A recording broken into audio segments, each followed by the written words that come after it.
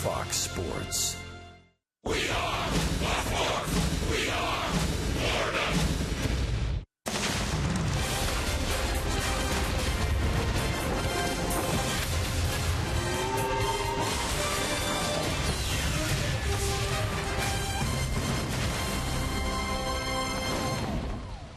Sunday in Miami. Sun's out. Rockies and Marlins finish off a 4-game series. Good Sunday crowd coming into Marlins Park. And the Fish have an opportunity at a sweep, a 4-gamer. Martin Prado ready to go to work. Christian Yelich, the bat is perking up. And, of course, Giancarlo Stanton continues to be a beast in the National League. Hi, everybody. Rich Waltz along with Tommy Hutton. The Marlins have an opportunity at a 4-game sweep. You don't get this opportunity much in baseball. Well, the tough part about that, the Marlins have seen what's happened on the other end. They've been swept in 2 4-game series. They'd like to turn things around and do it to the Rockies today. It has been quite a show the last 2 weeks to watch Giancarlo Stanton play baseball. It seems like right now he's in a real nice groove. I don't know if we've seen this kind of a zone in this period of time from Giancarlo since he's been a Marlin. Just incredible. He's hit in 6 straight games, and during that time, the average is .545. He's hit 5 home runs during that time. How about his rankings in the major leagues? First in home runs and RBIs, second in home run rate. You look at the numbers. Look at last year at the All-Star break. Giancarlo had 21 home runs and 63 RBIs. He already has 23 and 59 this year. Stan will be the first to tell you he can't do it all alone. He's hit home runs in games that the Marlins have lost. So I think with the Stanton home runs and a real nice run of starting pitching, that's what has Miami rolling right now. You go back to Phelps, Urania, Latos last night. They have all been just outstanding. Dan Jennings told us before the game, you know, hitting can be contagious, so can starting pitching.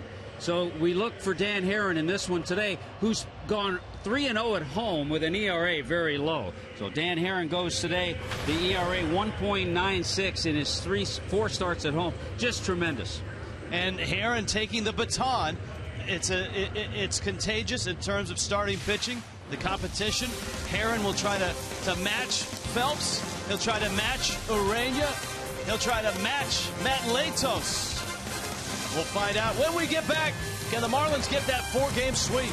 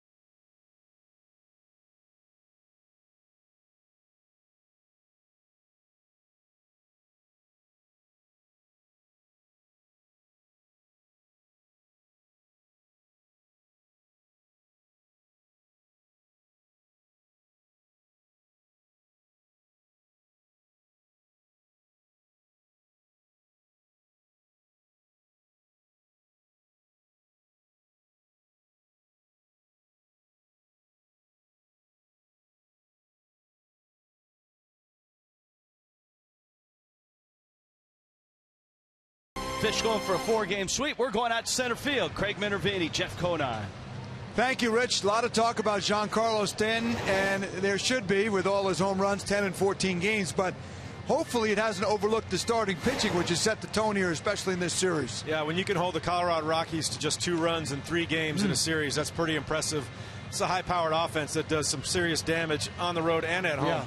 But what the starters have done so far this series, they've gone deep into games. They've kept the bullpen fresh. And you see 8 innings pitched by David Phelps. Urena, 6 2/3. Lato, 7 inning last night. Gutsy performance by him. 11 strikeouts. That sets the tone. The Marlins have gotten some big hits, and that's why they're 3-0 in this series. Marlins have laid out their starters for the next 4. It'll be Kohler, Phelps, Urena, and Latos. No word on Cozart yet in terms of whether he's going to get another rehab start. At least I haven't heard one. Have you heard one? I have not heard that yet, no. And then they have talked about Jose Fernandez now. He will pitch at AAA, as we told you in the pregame, on Wednesday against Round Rock, and he could be only 2-3 starts away, minor league-wise, and then after that coming back. I'll tell you what, when they set this rotation up in the offseason, you're getting to see now these guys coming back, and it might actually fall into place here pretty soon with Jose Fernandez leading it off. Cozart, Latos, very strong last night. That's the guy they traded for this offseason. Absolutely. So the Marlins will go for a 4-game sweep. They've pulled it off only 9 times in their franchise history. They'll do it against their brethren from the 1993 season, Colorado Rockies. We got game 4 coming up. Fox Sports Phone.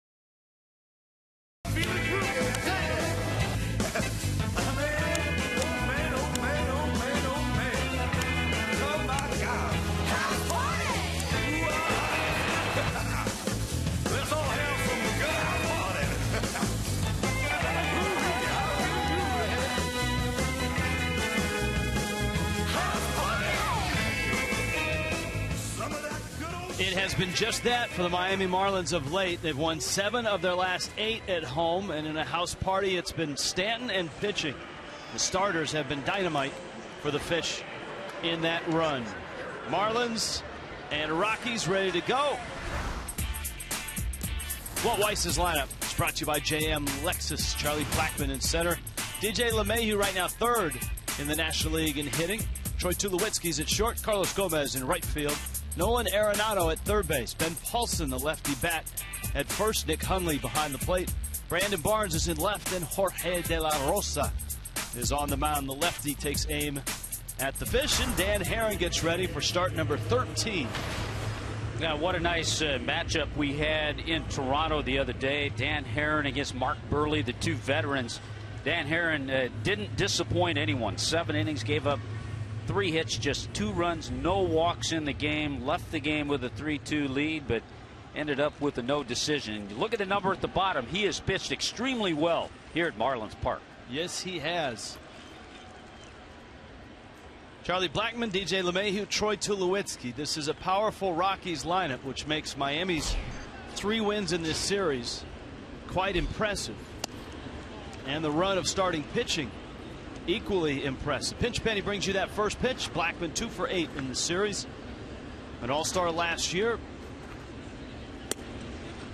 And it's a strike fielding Colbreth, the crew chief, calling balls and strikes with Jim Reynolds, Manny Gonzalez, Paul Schreiber. See Martin Prado shortening up just in case Blackmon drops one down. He pulls that one just over the Rockies dugout. There you have Blackmon, who was an all-star last year, as you mentioned, facing a 3-time all-star, Dan Herron.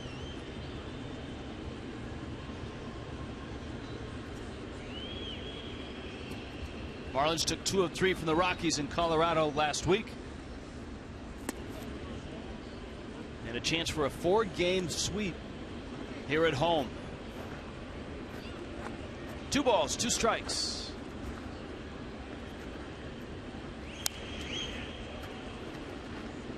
The work of Matt Latos yesterday, 7 innings, a run. Jose Urena, 6 2/3, a run. David Phelps, 8 innings, no runs. Look at Latos.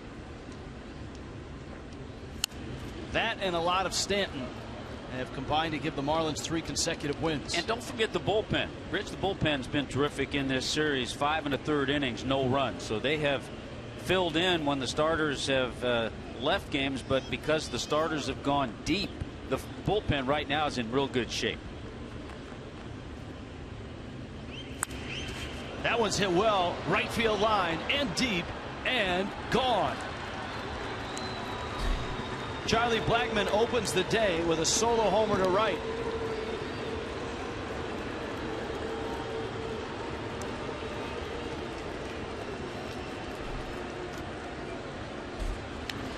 It has been one of the areas that has hurt Dan Herron at times.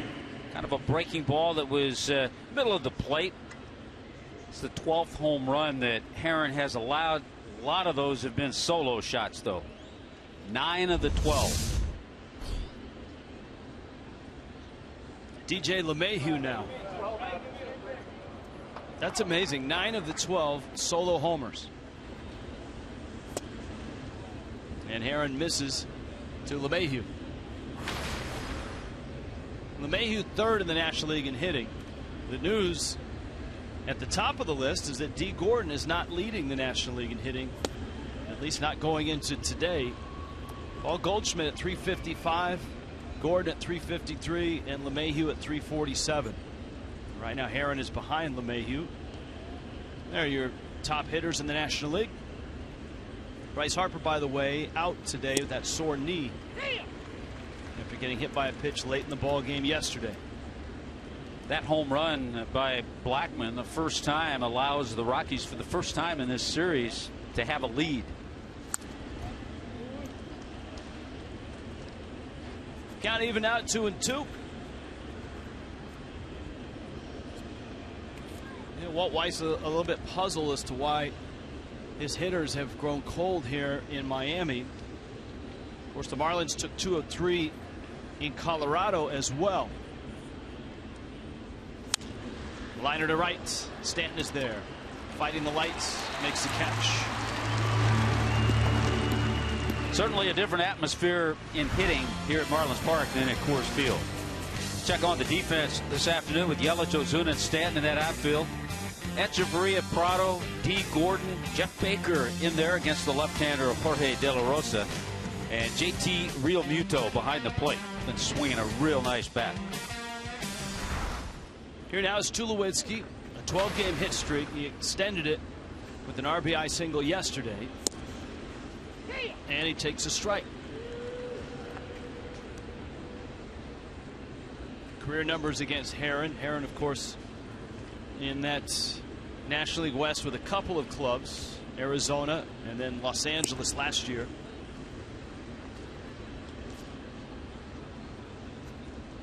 For the Marlins, Herron has been outstanding. The ERA in the low 3s.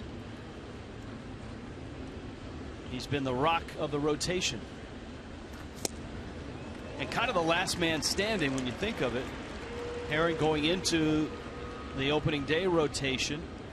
Marlins with 4 starters on the disabled list until last night when Matt Latos came off and made the start. The Fish have 2 making starts in AAA this week. Jared Cozart and Jose Fernandez. Henderson Alvarez, by the way, continues his throwing program and is probably at the very least 3 weeks away.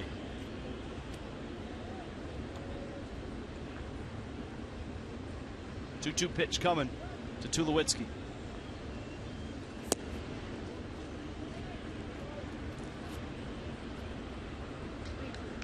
Carlos Gonzalez on deck.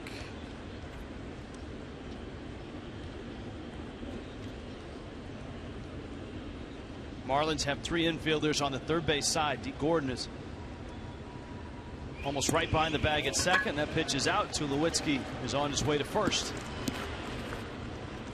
So a couple of things here in the first to keep your eye on. Charlie Blackmon, a leadoff homer. And now Tulowitzki, a walk. And here's Carlos Gonzalez. Yeah, another thing to keep your eye on, the matchup numbers. Carlos Gonzalez in his career against Dan Herron has done some damage. 9 for 23. So of the 9 hits, 4 home runs.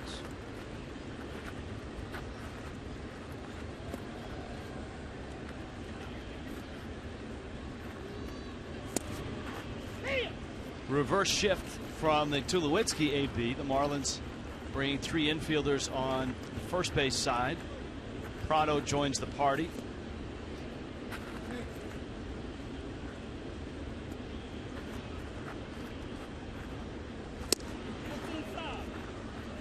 A ball and a strike. There have been times when we have seen early in the game, first or second inning, some struggles from Dan Herron. But we've also seen him, the veteran that he is, we've seen him work around those struggles. This is a tough lineup to do that against, especially guys who have pretty good numbers against him. And have seen him a lot, certainly in Arizona and in Los Angeles.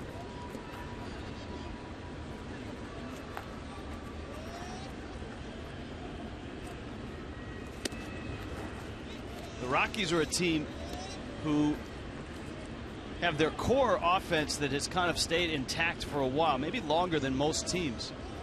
Walt Weiss inheriting a team that had Tulowitzki, Cargo on it. LeMahieu, Arenado coming up along with Blackmon in the system. Full count. And we'll see if Tulowitzki, who doesn't run much anymore, is moving from first. He is running. And a pop-up. Echeverria makes the catch. Sometimes you'll see a middle infielder, a shortstop, or second baseman try to decoy the runner as if it's a ground ball. Tulowitzki took a peek, which you would do running on 3-2, but also because of where that pop fly was, they couldn't cover around the bag and give a decoy. They had to go after the pop fly. Now Nolan Arenado. The heart of the Rockies order in this series has not been your normal Rocky heart of the order. Arenado 1 for 11. Gonzalez is now 1 for 13.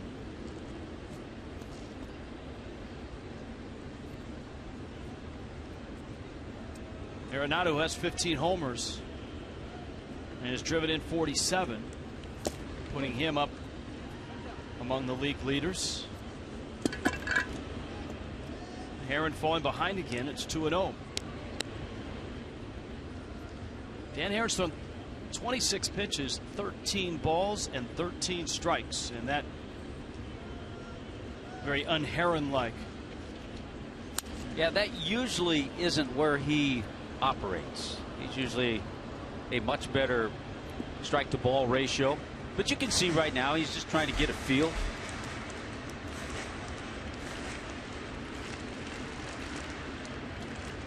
And he knows as well as anybody there's a long time to straighten things out. That one not straight, hooking and foul.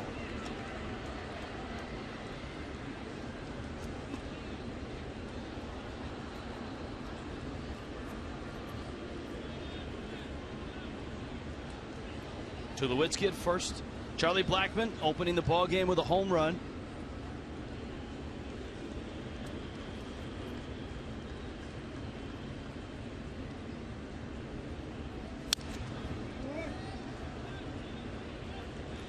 One thing early on, the Rockies have had some aggressive swings against Herron.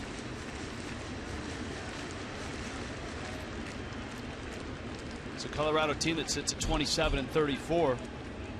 Miami, if they win this ball game, would get win number 28. Arenado seems intent on pulling that pitch. Herron has kept it out. Arenado is spinning himself around, trying to yank it to the left side. What a great young talent this guy is.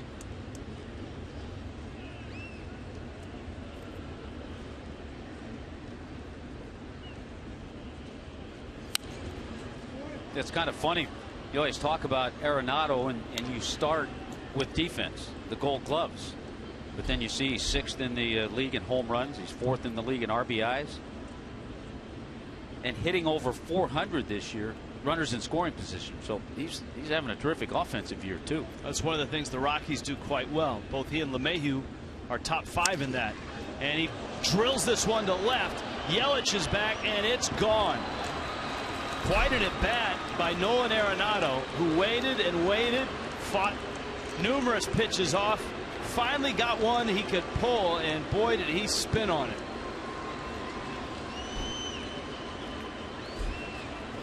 Well, he had an 8-pitch at bat, Rich, and just about, it seemed like anyway, just about every one of those pitches, like a splitter. You saw the grip of Herron's, not too bad. It was down a little bit, but man, he had aggressive swings the last 3 or 4. Hit it off the Clevelander side. And for Arenado, his 16th home run, he has 49 RBIs. Chuck Hernandez out to talk to Dan Hare. You know, there are numbers and statistics and anomalies and things that pop up. One of the things that the Marlins pitchers have been able to do is not allow more than 1 home run in a game here at Marlins Park for 48 consecutive outings, all the way back to August of last season. That's the longest streak in Major League Baseball since 1990. That's amazing. But it ends here in just 1 inning. Paulson fouls it back.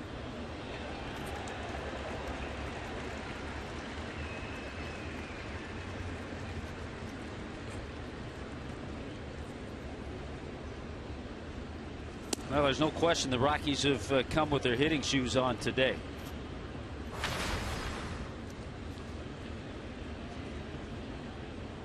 Paulson's 3rd start of the series, and Herron misses out.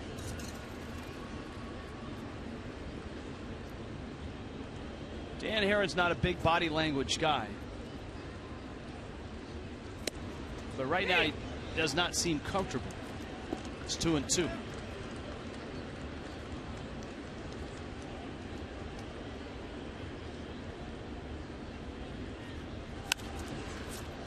Paulson lifts one, shallow left, Yelich in, Echeverria out, and Echeverria almost in medium depth left makes the catch. Pair of homers, 3-0.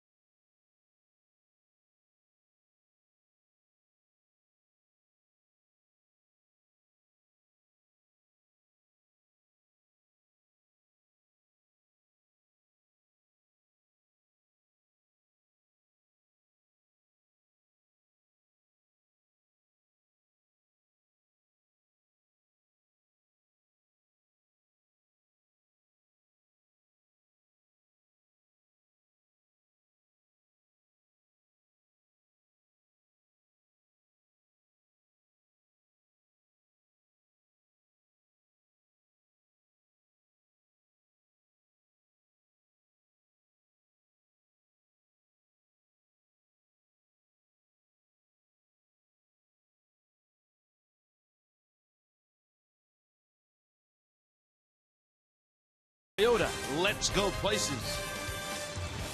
By Kaiser University. For more information, go to kaiser.edu. And by AutoNation. Save on over 70,000 vehicles now. Visit AutoNation.com. The Fish right now are down 3-0. The Fish in the tank have yet to make an appearance. The Marlins will make an appearance in this orderly fashion. JM Lexus brings you Miami's lineup. D. Gordon, Martin Prado, Christian Yelich. Giancarlo Stanton right now is absolutely killing it. Marcell Ozuna's in center. Jeff Baker at first. JT Realmuto is the catcher. Danny Echeverria at short. And Dan Herron's in the 9 spot. One thing to remember, though, the Marlins feast on left-handed pitching, or at least they've done so this year. And this has been a guy over the years. He's 5-5 in his career against the Marlins. 1-1 in this ballpark, but an ERA over 7, so keep that in mind. But here's a guy over the year that kind of goes against everything. He's had a better record pitching at Coors Field than pitching on the road. Much better. And for a franchise that's always been in search of the holy grail of pitching, and that is how do you win and pitch at altitude in Denver, this has been the one guy that has been able to do it and do it quite well. De La Rosa up and in on D. Gordon with Martin Prado and Christian Yelich right behind him. So we have a couple of pitchers who'll give you that little hesitation. We know Dan Herron does, and you watch De La Rosa, he does the same thing.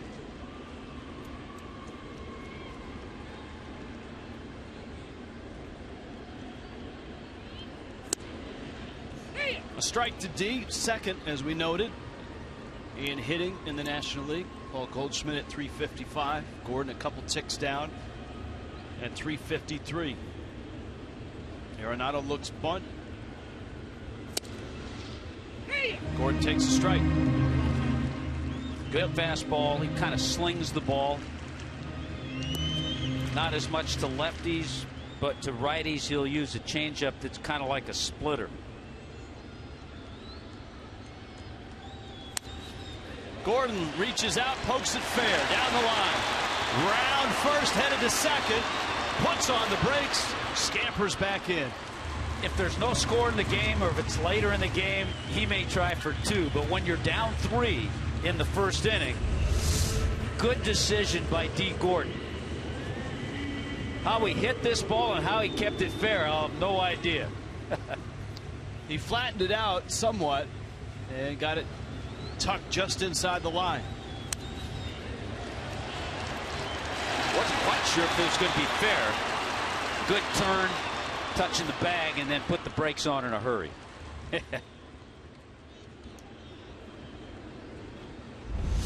So Gordon opens with a hit. Now Prado. De La Rosa misses in. Of course, the Marlins saw a lefty to open up the series, a lefty that they'd seen in Denver. Chris Russin. Marlins got to him for 6 runs, 5 1/3 innings. And a pair of home runs. Giancarlo Stanton and Jeff Baker, and Baker's in the lineup in this one. Boy, I tell you what, a great way to answer back if you give up a 3 spot in the top half is to come back and do something. Tie it or at least get a run or 2. And that keeps everybody in the game.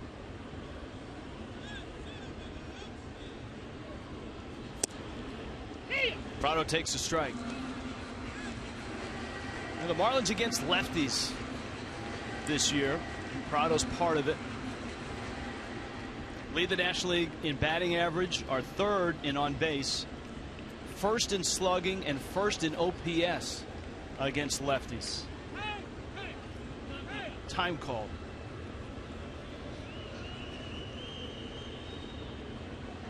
Marcell Ozuna and Danny Echeverria in particular are having great years against the left-handers.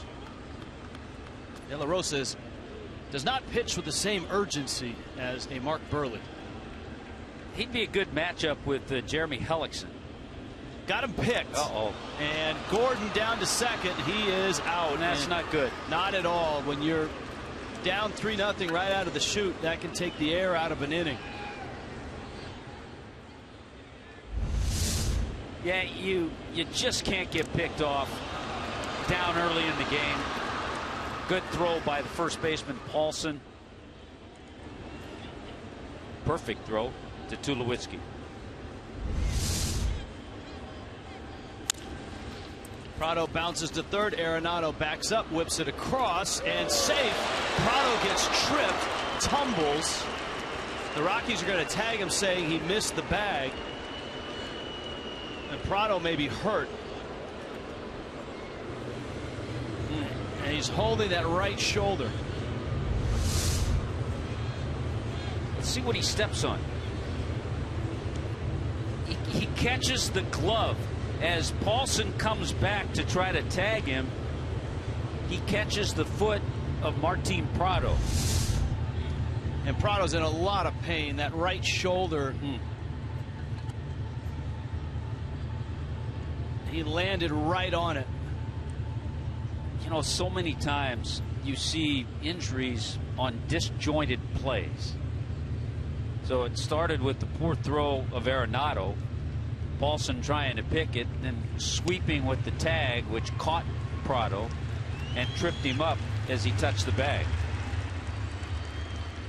Prado trying to manipulate that right arm and shoulder. Here's another look.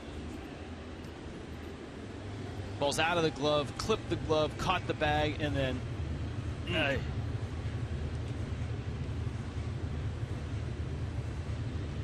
there's the ball. It comes out of the glove. The glove clips his foot as Prado does touch the base. There's no question there.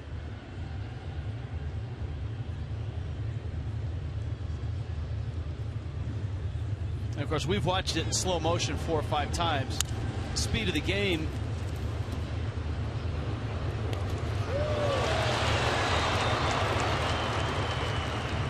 Any way you look at it, it's painful. Now Prado is trying to talk his way into staying in the ball game. Well, he's a tough player. He wants to stay in, but it doesn't look like he's going to. Probably be Donovan Solano against the left-hander. Remember, the Marlins a couple of days ago called up Derek Dietrich, but Dietrich a left-handed hitter.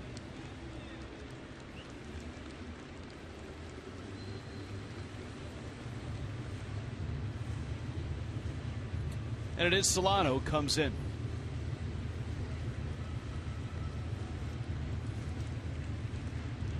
It's amazing how an inning can turn like that. Gordon was aboard. De La Rosa had fallen behind Prado. Gordon got picked. And then Prado gets tripped. And the Marlins have lost their third baseman for the day. And let's hope it's not long term.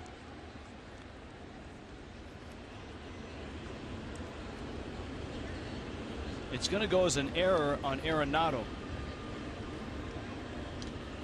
Now Yelich against the lefty. Yeah, the Gold Glover hasn't made a whole lot, but that's number 6 on the year for Arenado.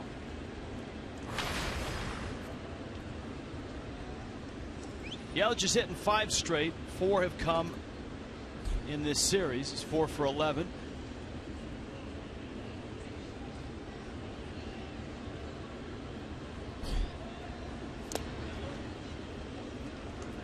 Along with a rather deliberate pace, De La Rosa can be a nibbler as well.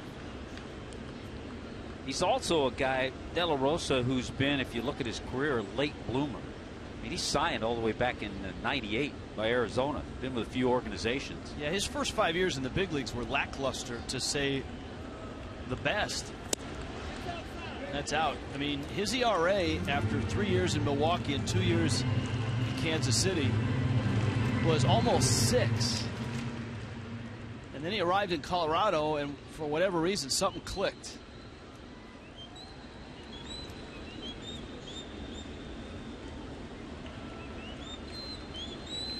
Solano back over to first.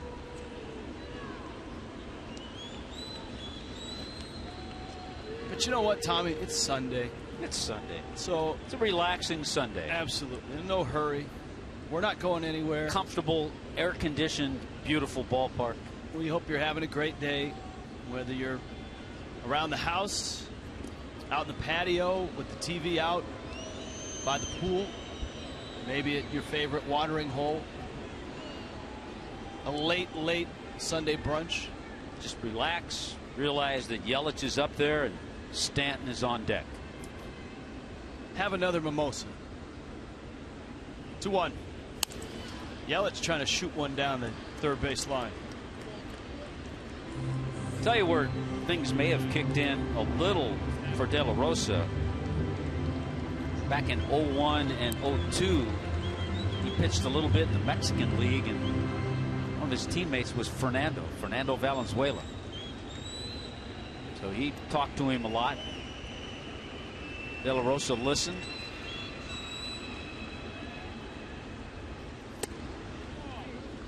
And every once in a while with that leg kick, you expect him to look up into the sky.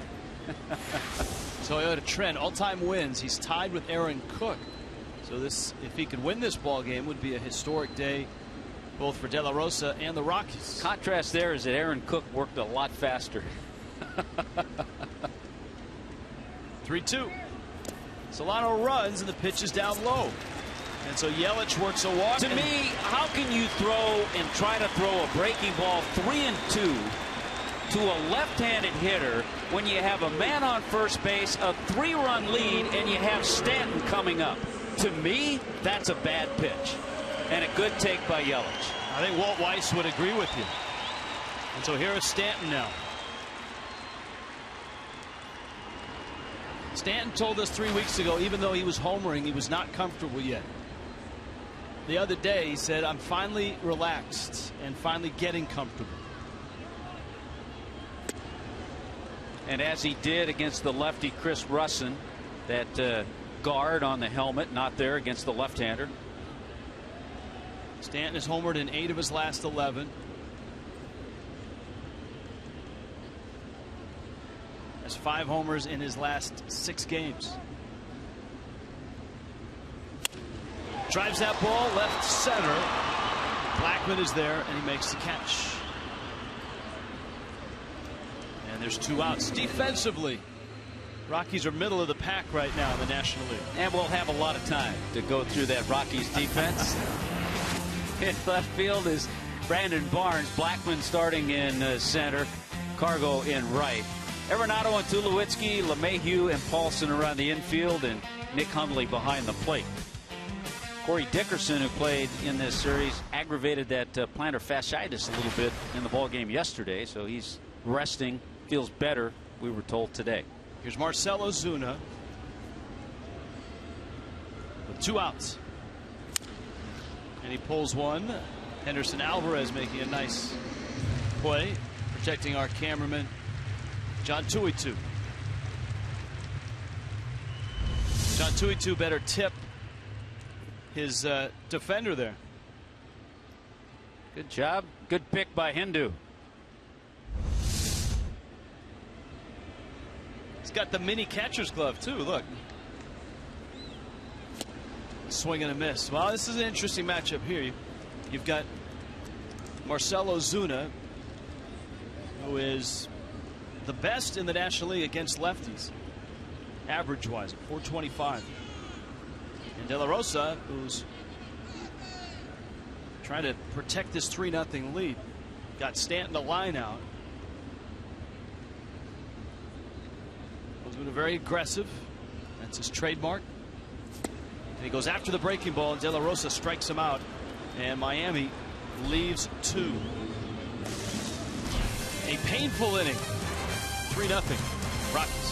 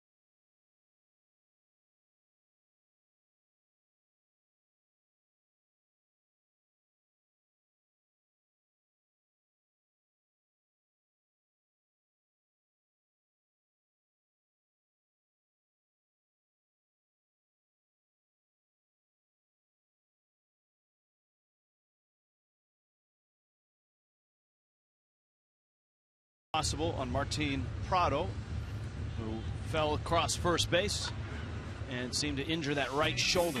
Yankees are here.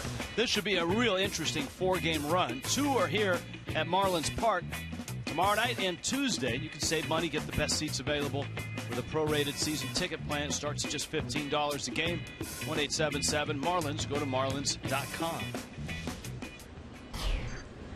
Now the other question is, can Dan Herron settle into this game and manage it from here? Well, a couple of things. He has the bottom part of the order, and he had a lot of time to regroup. And he promptly hits Nick Hundley with an 0-1 pitch.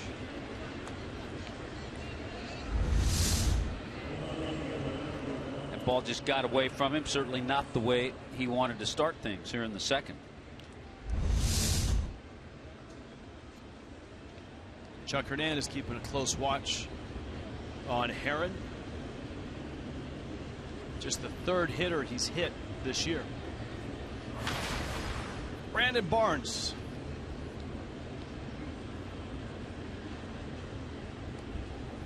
Barnes, a original Houston Astro draft pick. Guy that when he was in Houston in 2013 hit for the cycle. There have been 8 Astros that have hit for the cycle. And a ton of Rockies, too. Yeah. But no Marlins. Marlins have never had a hitter hit for the cycle. Single, double, triple, homer. Liner to center. Although Ozuna nearly did it in one at bat the other night. He did. He had the single.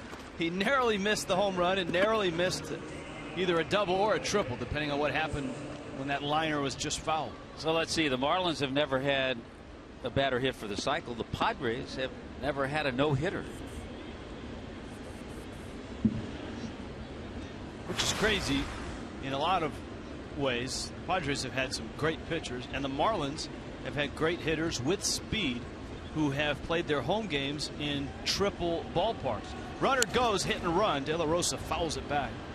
There's a little play put on by Walt Weiss. He knows his hitter handles the bat pretty well. May take it off there.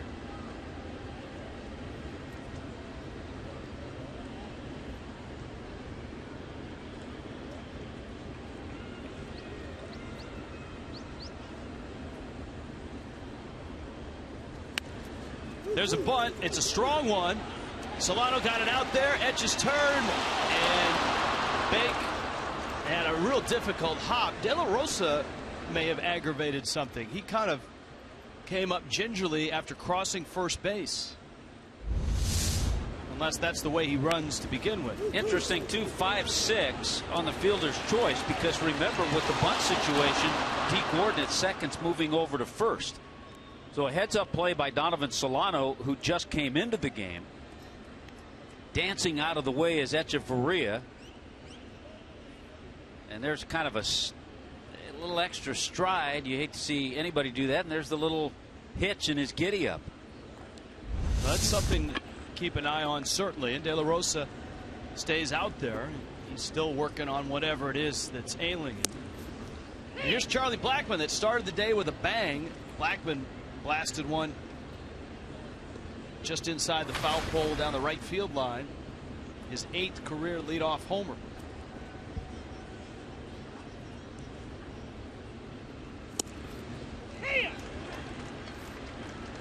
Obviously, the key for Dan Herron, keeping his stuff, his pitches, keeping everything down. Herron would also give up a 2-run homer to Nolan Arenado in that first inning. So the Rockies have hit 2. That one smacked to center. That's hit deep. Ozuna lines it up and makes the catch. So a nice inning by Dan Herron. We'll see how De La Rosa fares his next time out.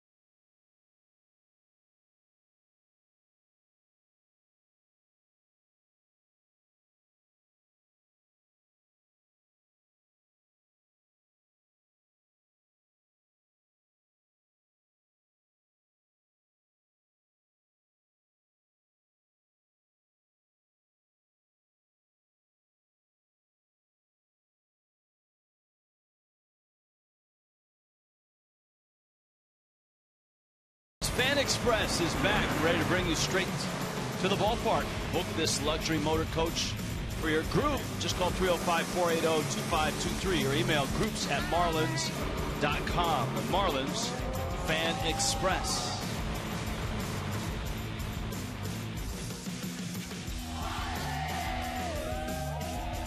Look at it go.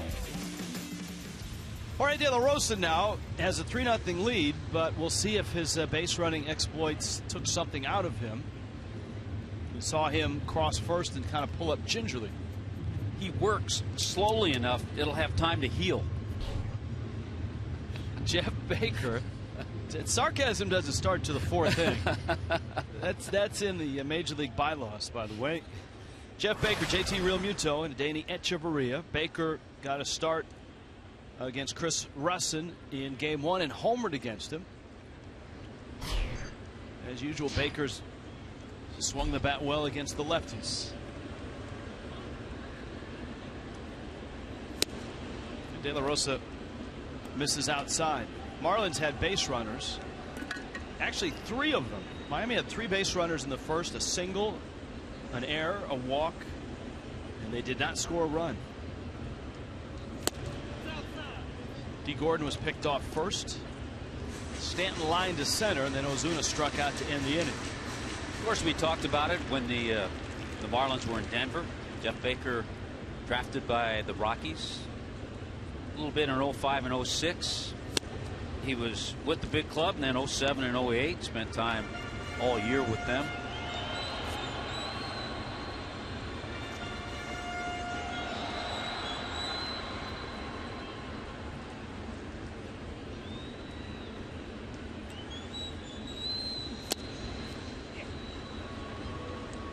Your scouting report on De La Rosa. Yeah, we've talked a little bit about that split. His fastball will vary.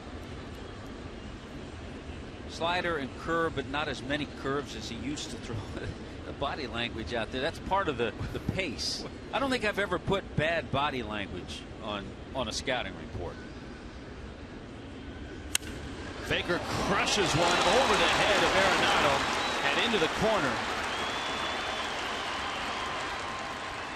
Well, the Marlins might want to look at the schedule ahead to see if there's more lefties on the menu, because Jeff Baker has swung it very well this year. 3rd double of the year. Just attacks left-handed pitching. He came into this game with a lot of at-bats in his career against left-handers. 299 life. Well, that's going to take him right at 300 in his career against left-handed pitching. So a double for Baker, his 3rd double of the season. And here's JT Realmuto.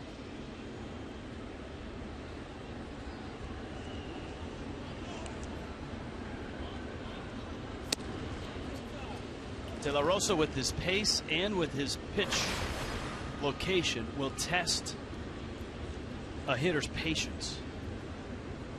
Sometimes color analysts have patience as well. That's a given.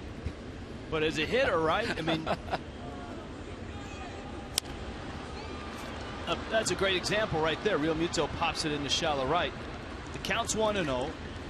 And as a hitter, you're thinking, I'm going to get something really good to hit. And you don't. You don't get something good to hit at 1-0. Hey, this guy's been a quality pitcher. We talked about he's 87 and 70 in his career. We talked about his ability to pitch at Coors Field. 47 wins at Coors Field and 82 starts. He's 31 and 46 away from Coors. So much better at home. Echeverria now.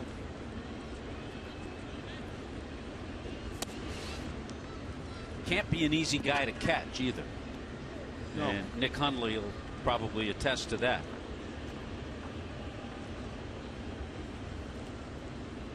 Pitchers on deck, Dan Herron. We'll see if De La Rosa's cautious with Echeverria, if he goes right after him, although he doesn't go right after a lot of people.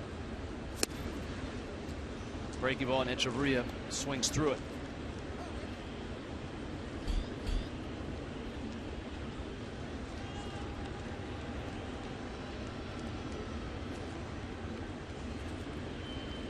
Leadoff double by Jeff Baker.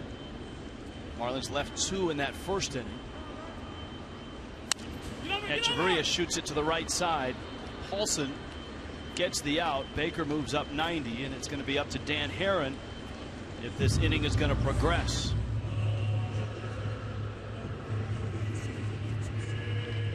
Just in watching De La Rosa, he looked like he was a little tentative in getting over to cover, and maybe that goes back to him going up the line. Something to keep an eye on for sure.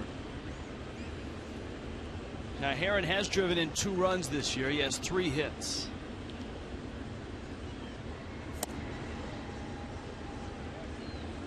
If you're D. Gordon, you'd look for that.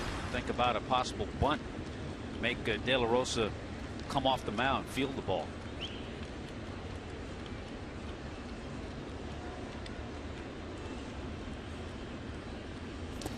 If you're Baker, you got to be aware of that. The wild pitch didn't get far enough away from Hundley for Baker to try it.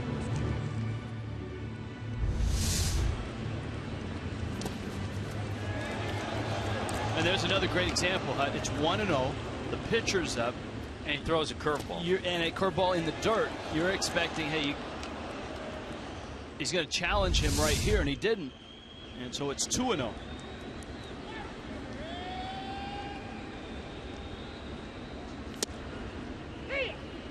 There's a strike.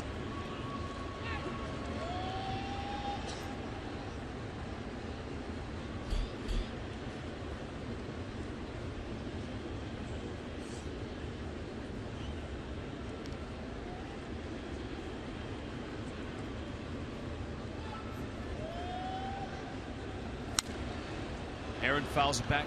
Count evens at 2-2. Jace Peterson has homered for Atlanta. And the Braves are off to a 4-1 start in New York against the Mets. That's top of the 3rd inning.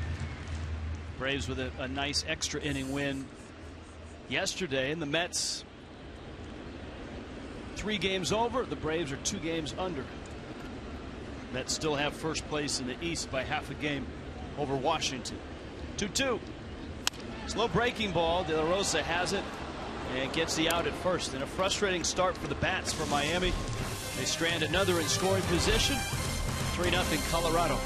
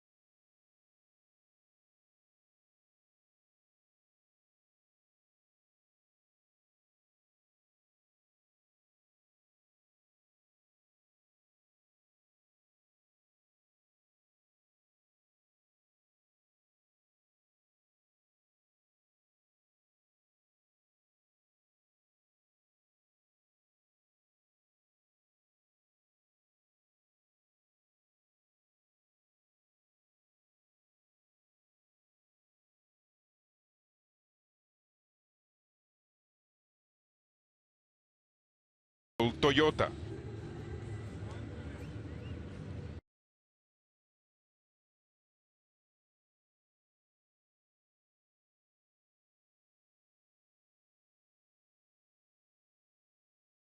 Via SAP por Kendall Toyota. On a Sunday in Miami, the Marlins and the Rockies finishing off a 4-game series. Rich Waltz along with Tommy Hutton, Craig Minervini. John Sulzer is our producer. Gary Nicholas, our director. Ken Lee, our graphics coordinator. And Dan Herron, the starting pitcher for the Fish, gets a little extra time. He was the last out in the bottom of the second. Selfie Saturday was yesterday.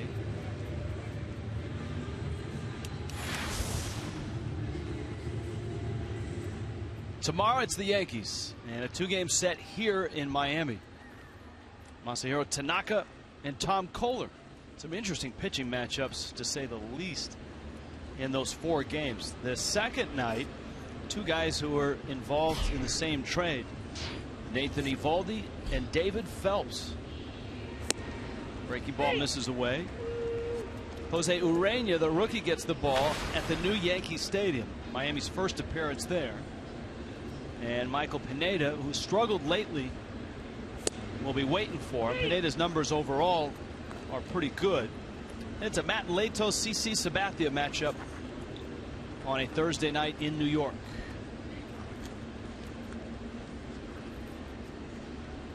Giancarlo looking to add new Yankee Stadium to the list. He's not hit one in Detroit. He's not hit one in Chicago White Sox.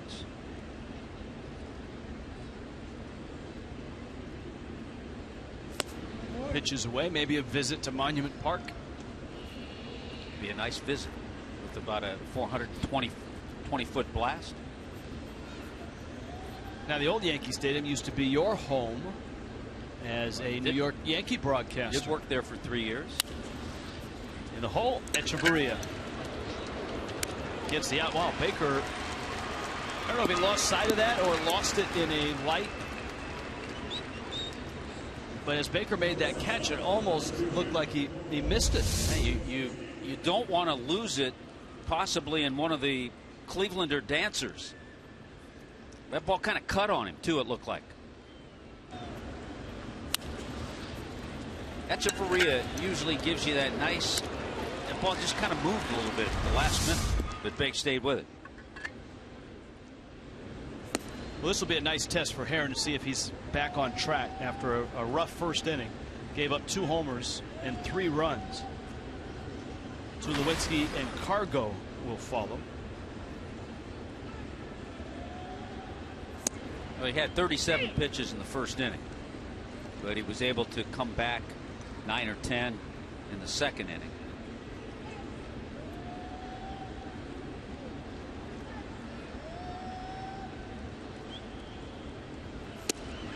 Yankees, by the way, are in Baltimore today. The Orioles have handled them in that series. The Yankees have lost 3 in a row, tied for first with the Rays in a rough and tumble and very tight American League East, with 4 teams within 2 games of each other.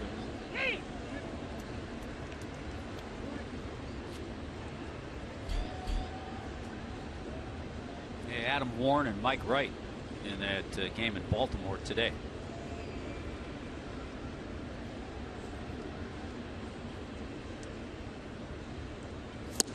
Swing and a miss. Tulowitzki out in front. Herron at 84 miles an hour took something off.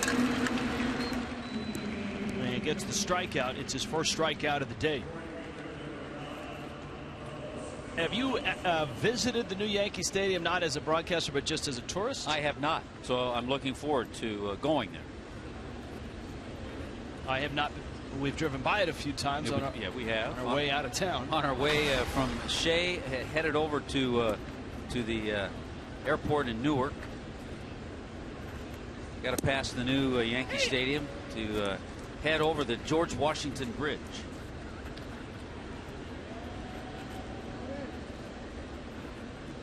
It's usually about 12:30 in the morning, though, so we don't get a real good look. No.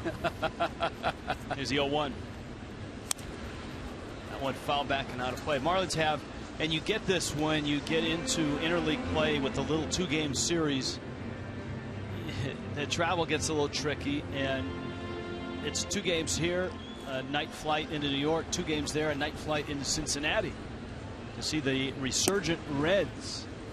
The Reds have started to play better. Well, the Natty getting ready for the All-Star game too.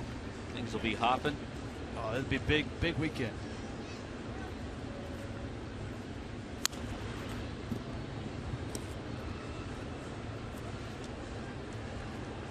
One and 2.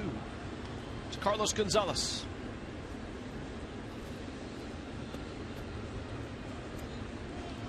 Reds and Cubs tonight. The Sunday night game. Left center, well hit. Ozuna races for it. Yelich is there, and it's Yelich who cuts behind and makes the catch. That's a long ways out. Yelich runs it down. 3-0. Rockies.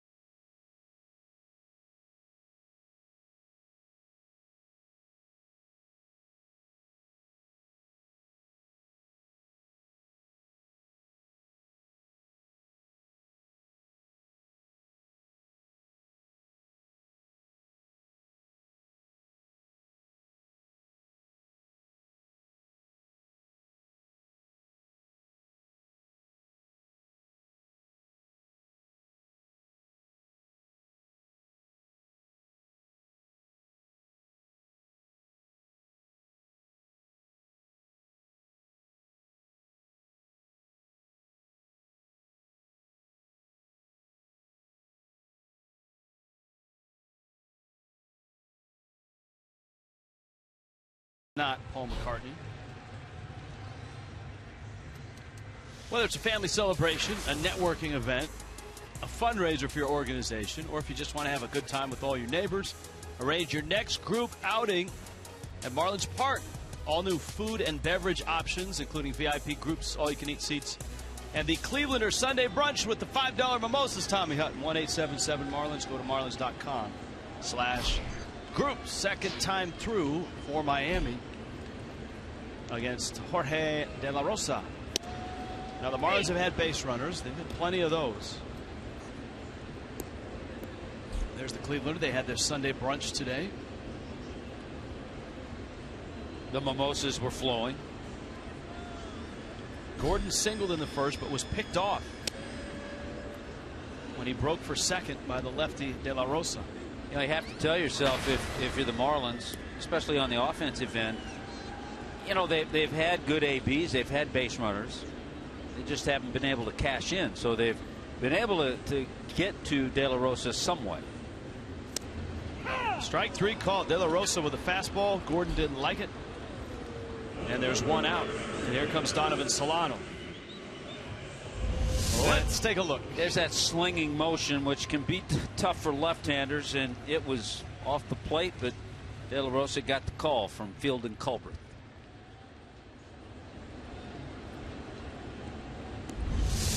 So Gordon was right. Does it make it any better? And here is Solano. The other downer for Miami in that first inning was the injury to Martin Prado. After D. Gordon got picked off, Prado hit a bouncer deep to third. Nolan Arenado's throw was up the line. And Prado, his foot got clipped by Ben Paulson's glove. Prado fell across first base, landing hard on his right shoulder. And that's the attention was paid to that right shoulder when he was out there. Tried to stay in the game, and his skipper, Dan Jennings, decided to bring him out, and he looked like he was in an awful lot of pain. So Solano pinch ran. This his first at bat, and he's behind the count 0-2.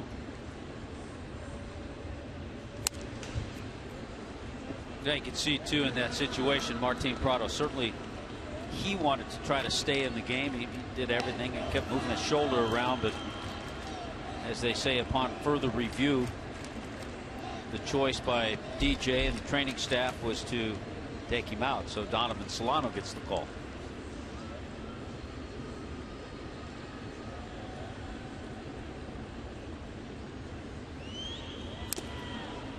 Solano got a piece. Ball hit the dirt as Nick Hundley tried to sell it, but Solano immediately voiced his thought that it hit the ground. There's that changeup that has a little bit of a split finger action. There's the dirt coming up on the ball hitting the ground. Yeah, the telltale sign was the puff of chalk. Yeah, big puff. That's a fair ball, and it's kicked by Arenado. Boy, the two-time Gold Glover's having a rough day at third. That might be a hit. That's a tough play, and it could go either way. Because remember, with 2 strikes, he's playing back. He's deep. He had to come a long way near the line. The ball wouldn't hit well. So look how far he has to come, and he gets an in-between hop. But he's going to be charged with an error. So 2 errors on Arenado in the ball game. It's a play that you expect him to make.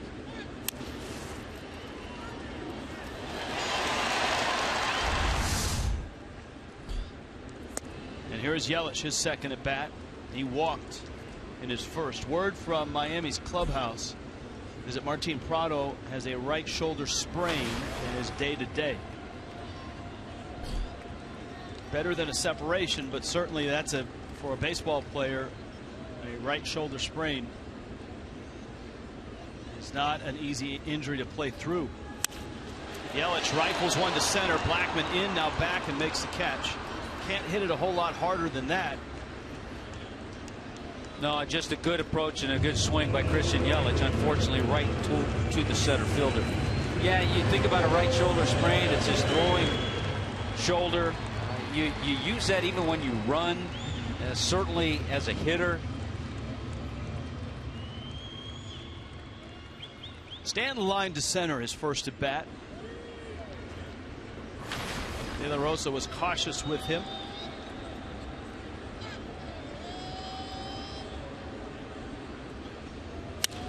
Stanton drives that one to center field. Plenty of room out there for Blackman. And he's there and he makes the catch. Marlins leave another runner and still trail Jorge De La Rosa and the Rockies. Just off the end of the bat. 3-0 Colorado.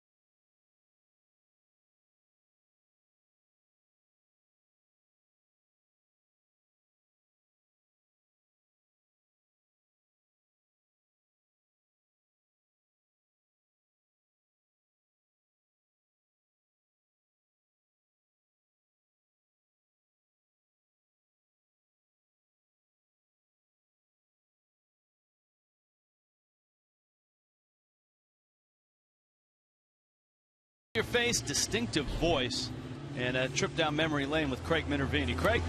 Yeah, you got it, Rich. First manager in Marlins history. His back looks great. He's now 70 years old, and as we talked about on the pregame today, he has tied Don Zimmer's record, according to the Hall of Fame, 52nd consecutive year associated with a Major League Baseball club, with the Rockies now as the catching coach and what they call the defensive coordinator. So congrats to Rene, who's going strong, was the first base coach here a couple of years ago.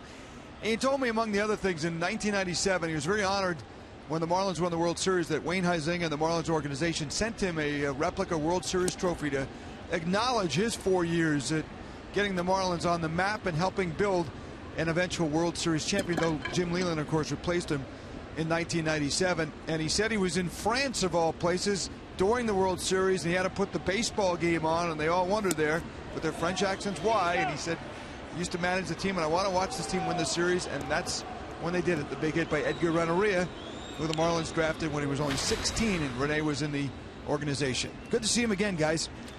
Craig, he has such an interesting perspective on the game, having been in it, as you noted, for so long and seen so much. I was around him when he was in Seattle, and he's really a unique guy in the game. Yeah, he really is. And you know, Jeff Conine said he was probably a player's manager, but everybody liked Latch. But he also was demanding, not only with the players, but I can remember him talking to the press the first day saying, hey, don't call me coach. You can call me Skip, you can call me manager, not coach, because some young reporters would say coach, a comment. Good guy, though. Herron misses to Nolan Arenado. Arenado with a 2-run homer back in the first. Pair of homers back in that first inning for the Rockies. AT&T U-verse rewind. Yeah, opening day, 1993. There's Latch.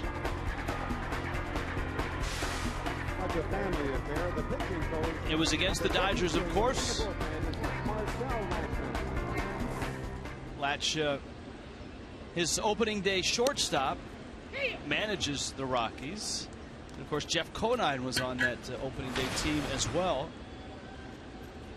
I'll tell you another interesting caveat, that opening day with Latch at the helm as the skipper was against the Dodgers, because Rene Lashman grew up in Southern California in the LA area, and as a kid, teenager, he worked in the Dodger clubhouse as a bat boy, clubhouse kid, so he was around baseball his whole life. And that record that Craig noted is in uniform. Been in uniform that long. His brother Marcel, always regarded as one of the top pitching coaches in the game. Did you cross paths with the Latchmans? With both, absolutely.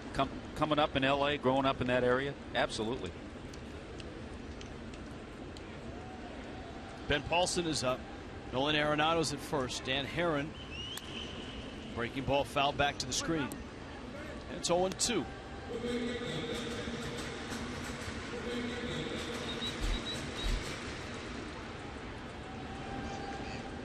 Herron's been able to get back up on his feet after giving up the 2 homers and the 3 runs in the first.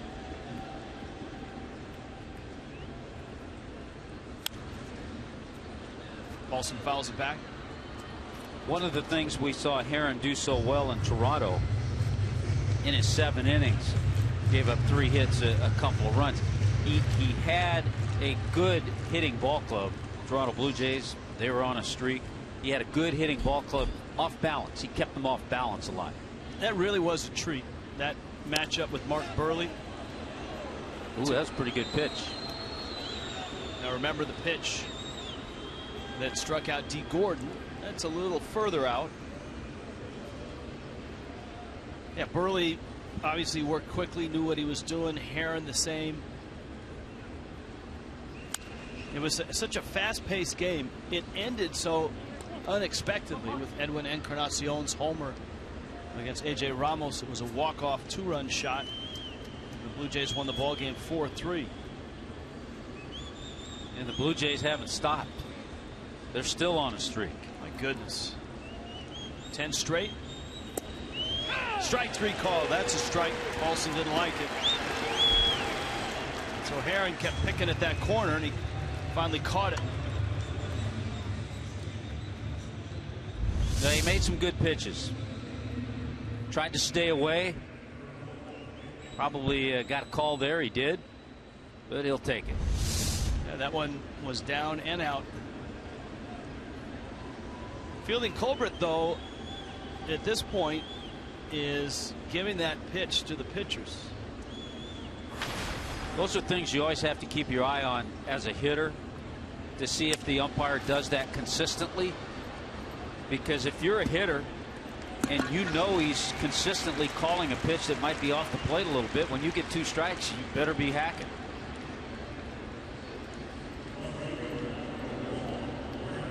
Talking about Toronto, they're in Boston again. Middle of the 3rd inning, no score against the Red Sox, who have lost 5 straight.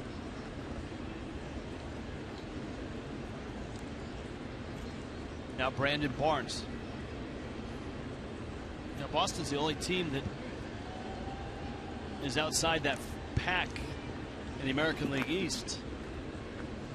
All within 2 games of each other. The Yankees and the Rays tied for 1st. Toronto the game back. Baltimore, their wins over the Yankees, now 2 back. Up into the air, down the line, Stanton arrives and makes the catch. And Dan Herron, a scoreless 4th. The bottom of the 4th. 3-0 Colorado.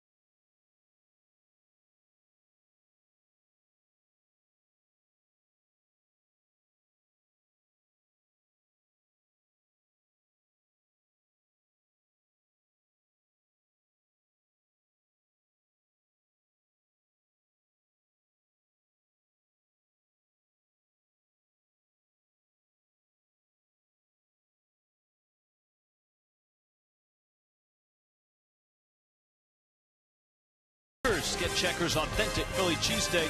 Try the new meatball sub. Pick yours. And by Bud Light. Stay in the game and drink responsibly. Downtown Miami on a Sunday afternoon. And a great time to be in the Clevelander. There's one of those mimosas right there. Happy Gator baseball fans. A win. Heck, it wasn't a win. It was a wipeout of Miami in the first round of the College World Series last night. Boy, how about that? 15-3. The Gators over the Hurricanes. J.J. Schwartz, who we've been following from up Palm Beach Gardens way, had a couple of hits, a couple of RBIs.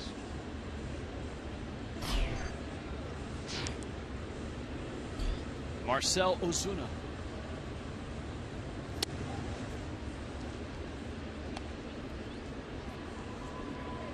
Jeff Baker, JT Realmuto against Jorge De La Rosa.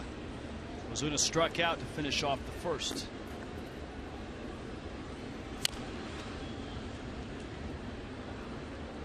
Ball and a strike. Anderson Alvarez had a lot of business there at 3rd base. Protecting our cameraman, John Tuitu. He's been playing right where Perry Hill instructs him to play. Good position. Little mark right there in the dirt. Yeah. Here's the 1-1. That great changeup by De La Rosa. Part of the success of his changeup is the arm action he has. Won 14 games last year, was a 16-game winner 2 years ago.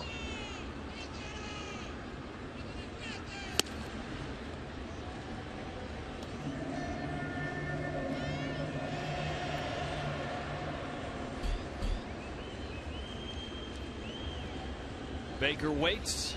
Ozuna with a 2-2 pitch from De La Rosa.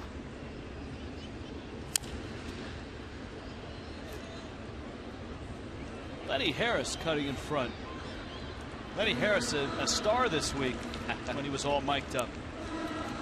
Hope you got to see his greatest hits on Marlins Live before the ball game today.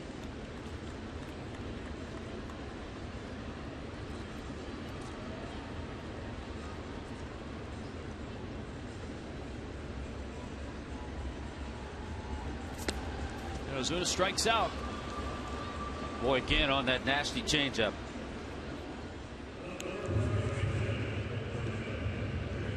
South Florida Honda dealers, get you ready for the Yankees.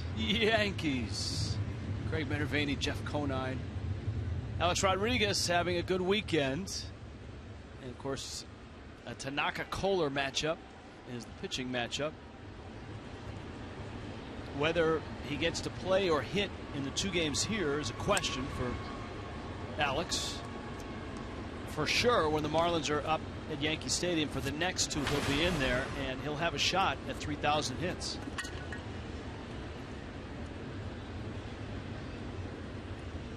Well, they homered, a couple of RBIs last night. Alex Rodriguez has gone over that 2,000 number in the RBI department.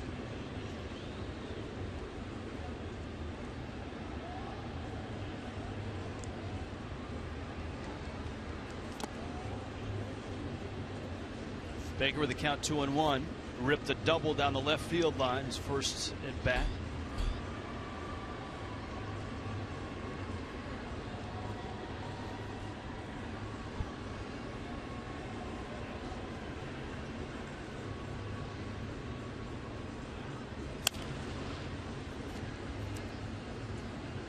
Two and two. Atlanta's lead over the Mets is now 7-3, and it's top 4. Jeff Baker, by the way, with his double, now 6 for 15 in his career against De La Rosa.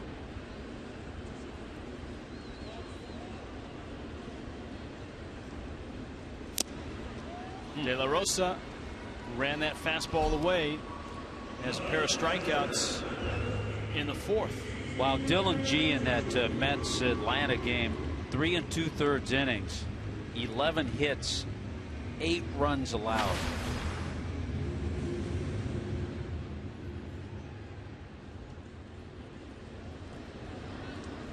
You wonder if the Troy Tulowitzki to the Mets rumors will heat up once the month of July comes up.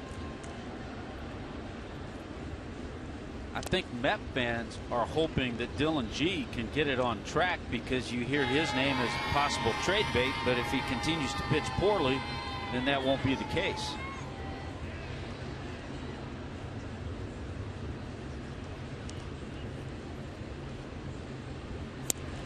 Realmuto popped out back in the 2nd. Miami's had opportunities. 3 base runners in the 1st. Didn't score. A leadoff double by Baker in the 2nd didn't score.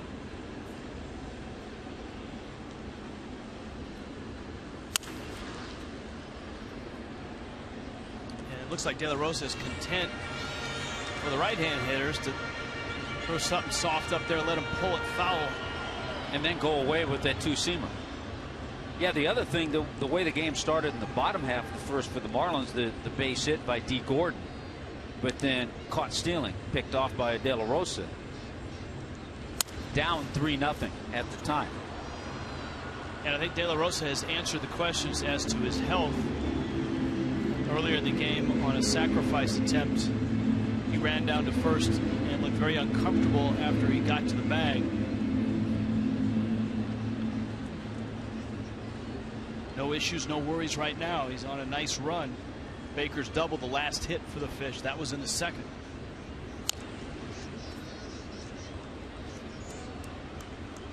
The pace, especially the way De La Rosa works, you think this is a game where each team would have 6 or 7 hits.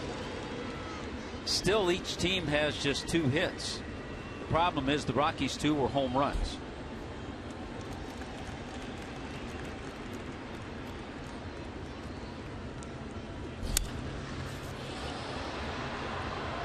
Left center, Barnes is there and makes the catch.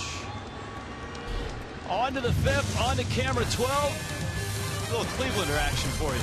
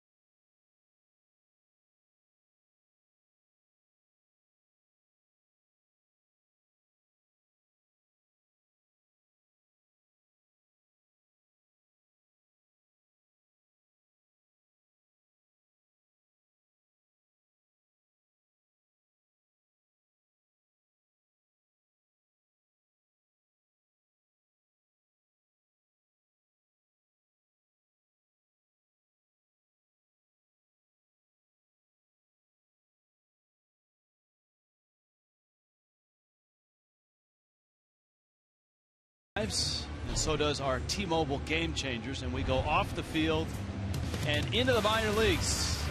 Some wild minor league jerseys. The Potomac Nationals had a Star Wars day. Lando Calrissian, another Star Wars night in Arkansas.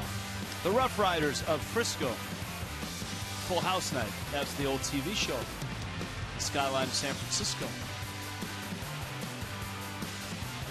Well, Back to the Future, we are the future from Greensboro. I saw a picture of you, Tommy Hutton, as a Marlins broadcaster on a Back to the Future jersey night. Yeah, with Joe Angel and Dave O'Brien. We were all decked out in our opening comments in our Back to the Future outfits. That is strike three called. De La Rosa strikes out. More minor league hijinks with Craig Minervini. Rich, speaking of the minors, going to be exciting in Texas this week at the Round Rock Express home. The New Orleans Zephyrs will be there on Tuesday night. Jared Cozart will return there, and it looks like the Marlins righty will make his final rehab start back from vertigo. He hasn't pitched since May 13th. Hang on, though. The next night, the Marlins announced today Jose Fernandez is going to move up from single A to triple A and pitch against Round Rock on Wednesday for New Orleans as he continues his rehab back.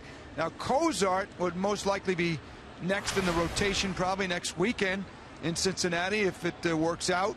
And then Fernandez is still slated for at least a few more rehab starts, and the Marlins haven't locked in on whether it's going to be very early July or the road trip or maybe even sooner. But he's probably 2-3 starts away at a minimum in the minor leagues. But that's some good news for the Marlins, at least. Again, getting healthier. And with Matt Latos yesterday, good things for the pitching staff. So Cozart goes back to Texas, where he'll feel a little bit at home. He's from the Houston area.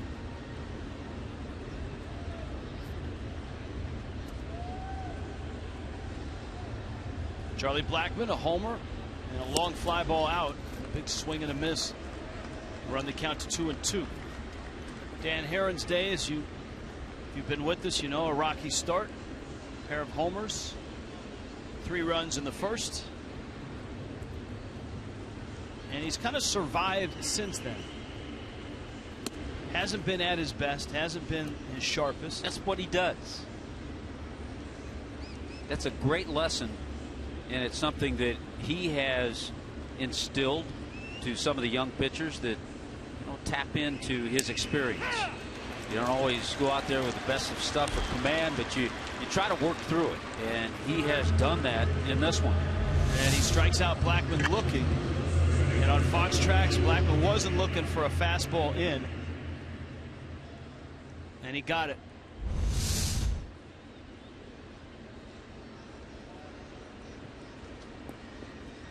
You know, at 83 miles an hour, your instinct is to call that a changeup. But in watching the pitch out of his hands, it looked like a fastball. He just took a little something off. Yeah, 84 there was probably fastball.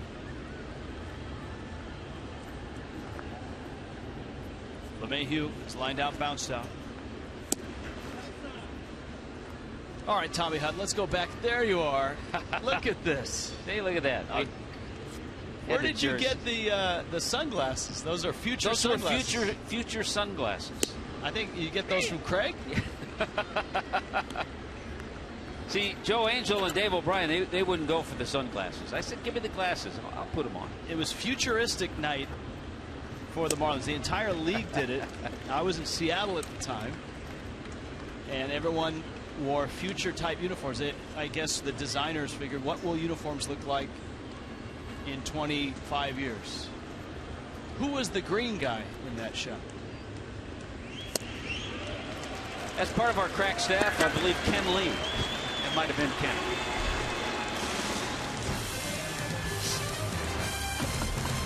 Unbelievable.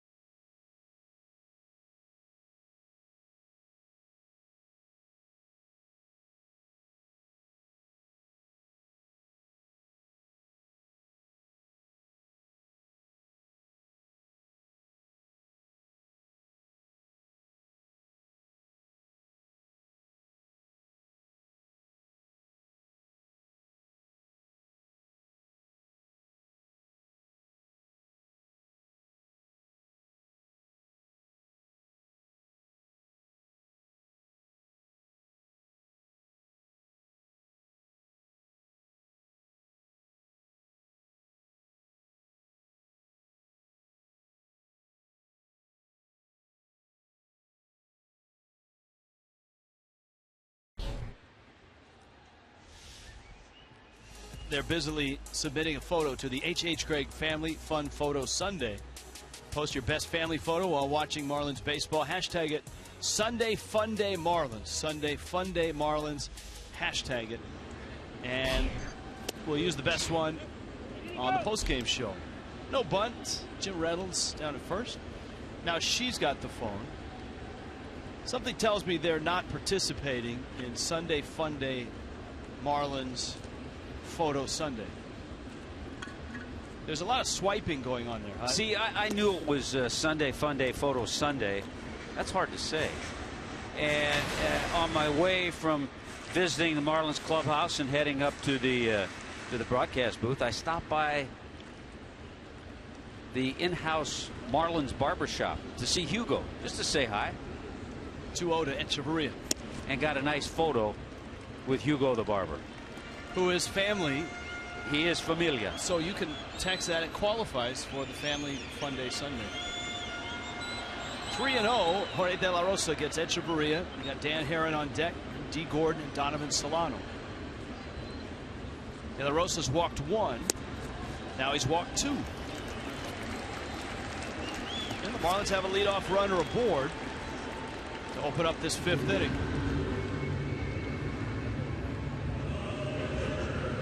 Walt Weitz looking at his card.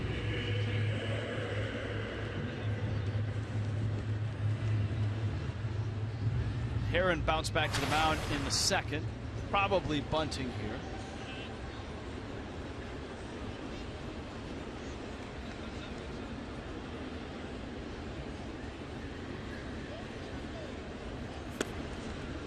And the pitch is in with Arenado crashing in from 3rd base. Herron's good enough with the bat that if the corners do crash and the middle infield evacuates, so to speak, he could punch one through the infield. A lot of times a manager will give that pitcher who's good with the bat, give him the option if he sees those corner infielders crashing in. That's a strike. It's 1-1.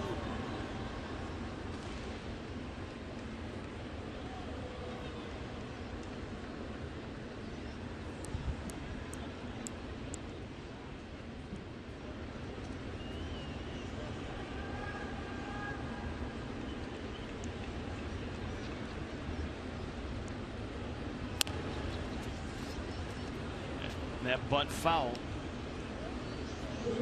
1-2. Miami's won 3 in a row, and in an interesting twist, it doesn't feel like it at times.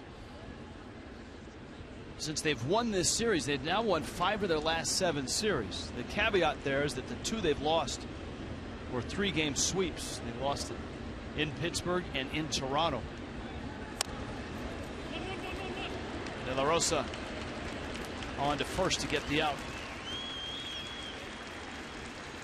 So it's Gordon and Solano now, the runner at 2nd. Watch party coming up on Thursday. We will be at the new Yankee Stadium. The Anchor Inn in Lake Worth will have the watch party.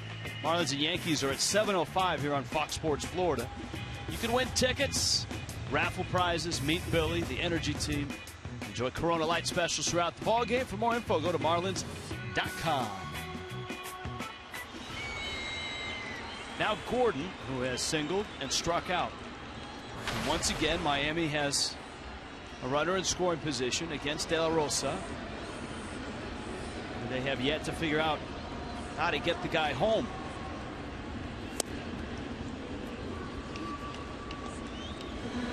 Oh, 0-1. Yeah, the Marlins 0 for 5 today with runners in scoring position.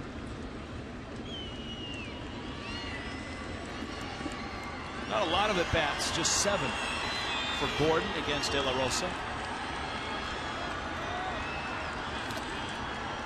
Oddly enough, the Rockies have not had a runner in scoring position, but they hit the 2 home runs in the 1st inning, 1 after a walk. Arenado had a 2-run homer.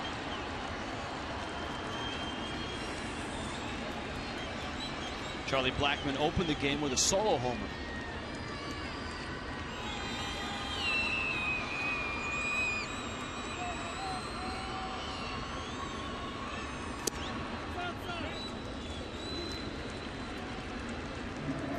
Down 2-1. Yeah, I think you heard Field and Culbreth, the home plate umpire, let everybody know that's outside.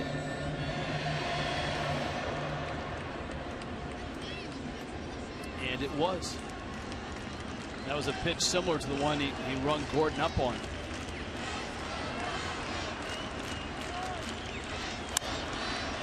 Emergency swing and a pop. Left field line. Diving catch. Wow. Brandon Barnes came a long way. Sold out and made the catch. And got a face full of warning track in the process. Boy, that's a tremendous play, because a couple of things. He had a long way to go on the emergency swing. A perfect route to it, and then as he lays out, he reaches on that dirt warning track. Super job by Brandon Barnes. Remember, Barnes started in the ball game last night in center field. Appreciated by Jorge De La Rosa. Now Donovan Solano.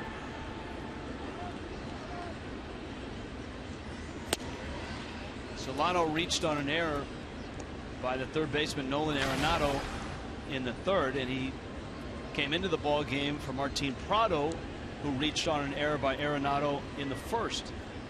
Prado got tangled up a bit with Ben Paulson, injured his shoulder. Solano drives it to right, hits it well. You got a Gold Glover out there in Gonzalez, and he has it. And the Marlins leave another in scoring position. 5 in the books, 3-0 still.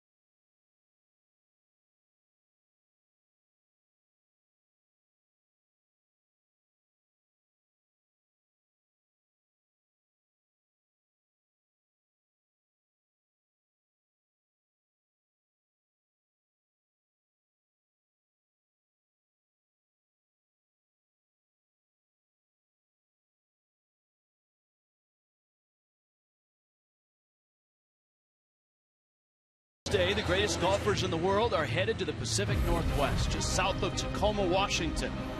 And that's where the 115th U.S. Open Championship from Chambers Bay Golf Course begins on noon on Fox.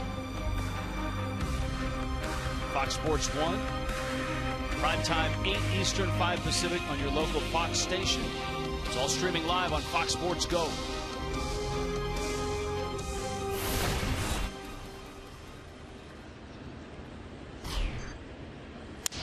Dan Herron's first pitch is yanked down the left field line. Yelich in hot pursuit. Yelich in the corner, and he's there and makes the catch. Christian Yelich won a Gold Glove last year, largely for plays like that. He has a great first step, terrific closing speed. Look at the one arm kind of reaches out just to let him know where he is. He also has those easy long strides. And when he goes after balls, you don't see that head bobbing up and down. And he gets to balls quickly. We've seen 2 left fielders make 2 really nice plays. Troy Tulowitzki, the victim there. Carlos Gonzalez, Nolan Arenado.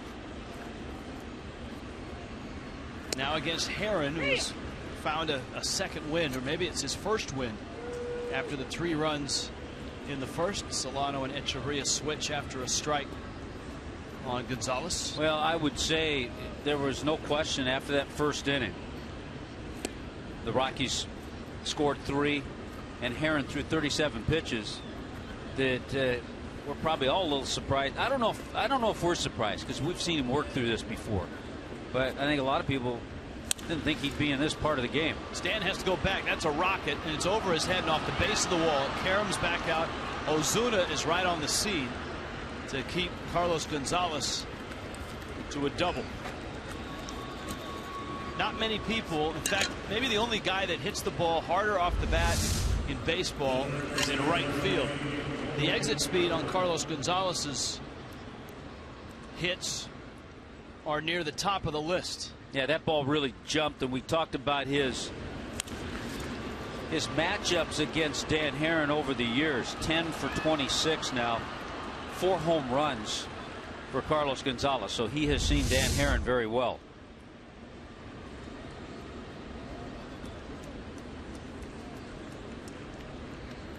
That was a tricky carom. It hit the padding at the base of the wall. If it hits another few feet up, it probably stays in front of Stanton. So the Rockies, who are 1 for 13 this series with runners in scoring position, for the first time today get a runner in scoring position. Ben Mazzaro in Miami's bullpen.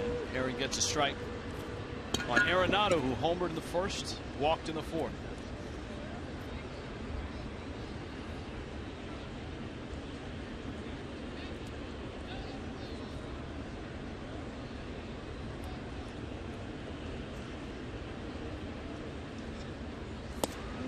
And the 1-1 misses away.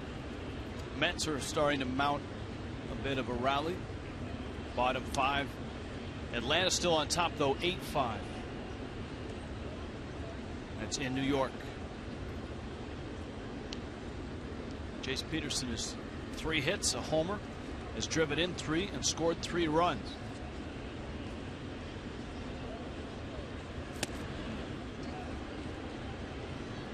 Pitch is in, and it's 3-1.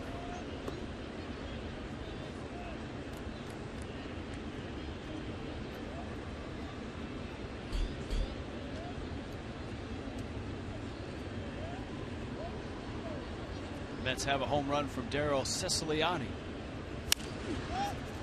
High pop up. Gordon eyes it. 2 outs. Saw that shot of Chuck Hernandez in the Marlins bench. Obviously, he would love to see Dan Haren get through this 6th inning.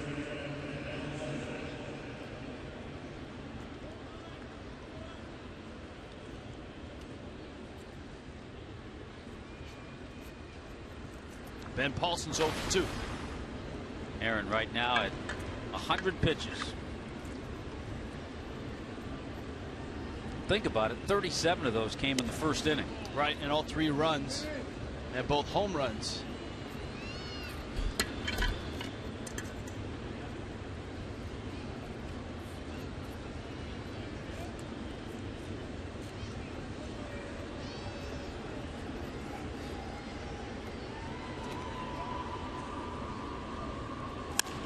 That's trouble. Liner in the gap. Yelich after it. He's there, and he makes the catch. Again, that closing speed runs down a potential extra base hit. And Dan Haren survives. After that rough first inning, Haren turns in 5 scoreless and gets this game to the bottom of the 6th at 3-0 Colorado.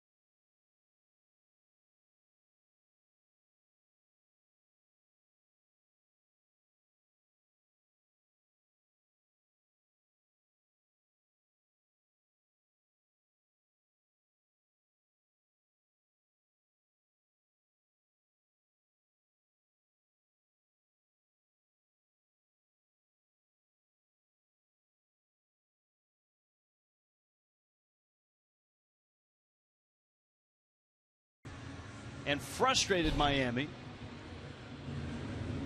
3-0 lead for the Rockies. Dan Herron gave up 2 homers and 3 runs in the first inning, but was able to right the ship and figure out a way to get through 6. So Herron in the dugout, hoping that the Marlins can put some runs on the board. Christian Yelich, Giancarlo Stanton, and Marcell Ozuna.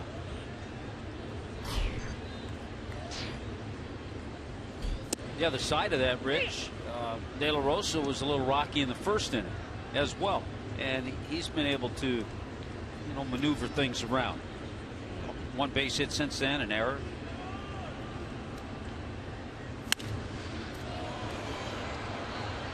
Yelich in the air to left. Barnes in fair territory, makes the catch. That'll bring up Giancarlo Stanton. It's been a real variety for De La Rosa. Yeah, he's got the changeup, but he has mixed in the breaking ball. He's run the 2-seamer away from right-handed bats, and he's kept the ball out of harm's way. Stanton has lined out and flied out. Both times he didn't really square it up.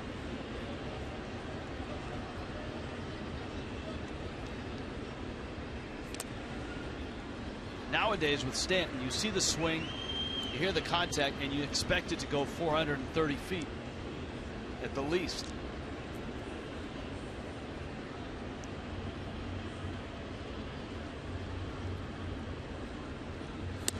We've talked about all the big hits, the home runs. 17 of his last 23 hits have been extra base hits. 6 doubles, 11 home runs.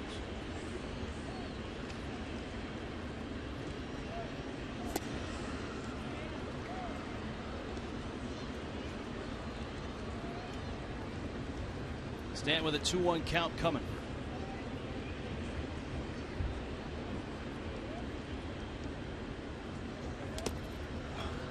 De La Rosa cautious, as you would expect. He has handled Marcell Ozuna quite well. Struck him out twice.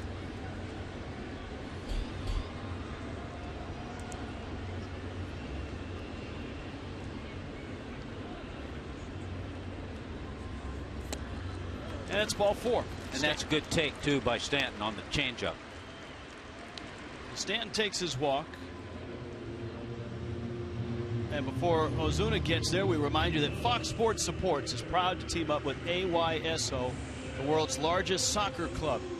Go to ayso.org/play. Find your region and sign up for your fall team today.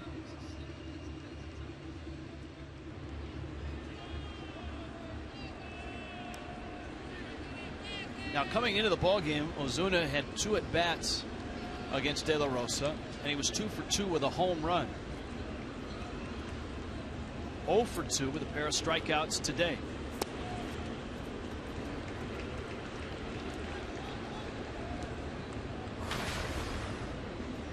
Jeff Baker on deck. The Marlins have had at least 1 base runner every inning except the 4th.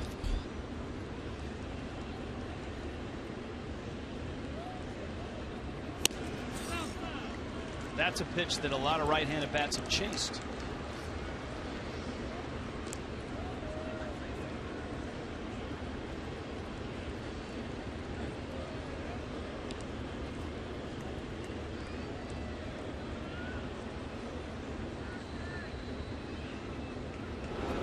Stanton going nowhere.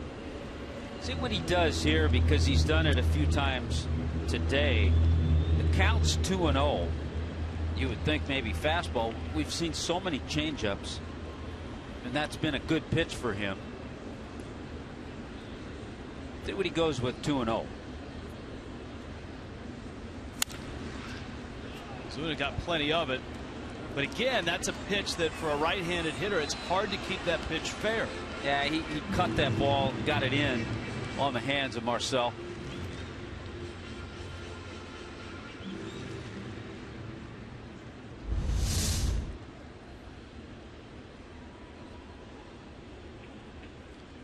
Got a new hat, and it doesn't work. May want to take it back, get another one.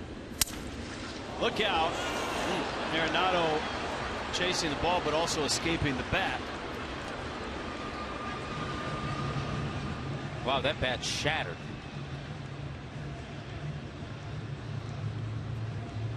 Seems to be a lot more talk. It's a subject we talked about right after the injury in Boston. There's a lot more talk this last week about protective nets for a bat like that and balls that go into the seats in the first 5-10 rows in ballparks all across America, not just in the major leagues but also in the minor leagues. Let's hope that talk continues.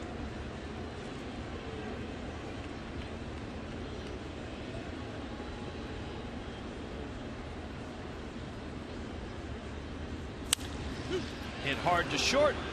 Tulowitzki, LeMahieu, and the Rockies turn the double play.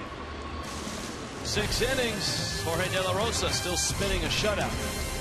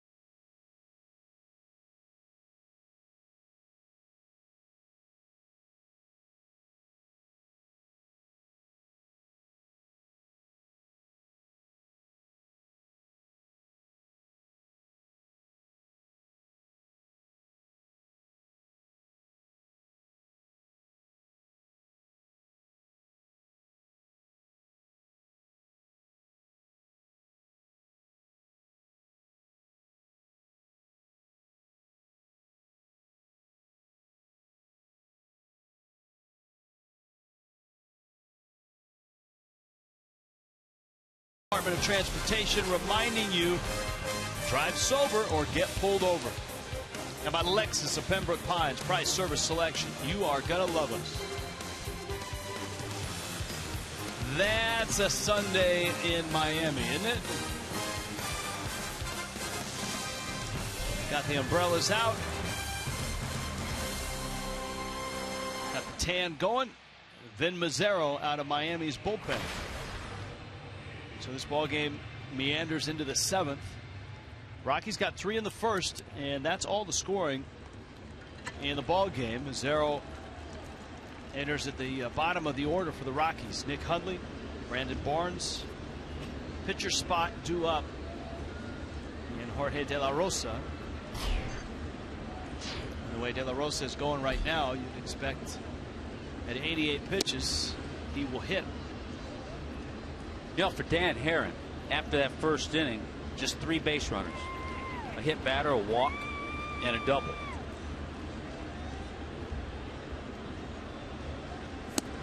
Herron would go on to strike out 5 after that first inning. And all 3 runs earned, 3 hits. His ERA still a slender 3.22. He's not lost a start in this ballpark this year. 6 starts, a 3-0 record, and an ERA right at 2.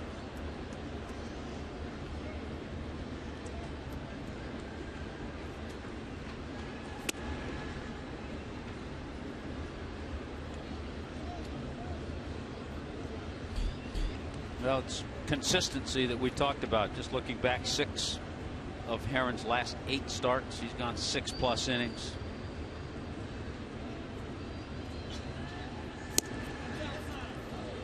Mazzaro loses Hundley. Leadoff walk here in the 7th. Miami saw firsthand how hot and dangerous the Toronto Blue Jays can be. And they're beating up on Boston again right now. 6-0 Blue Jays, bottom 4 in Boston.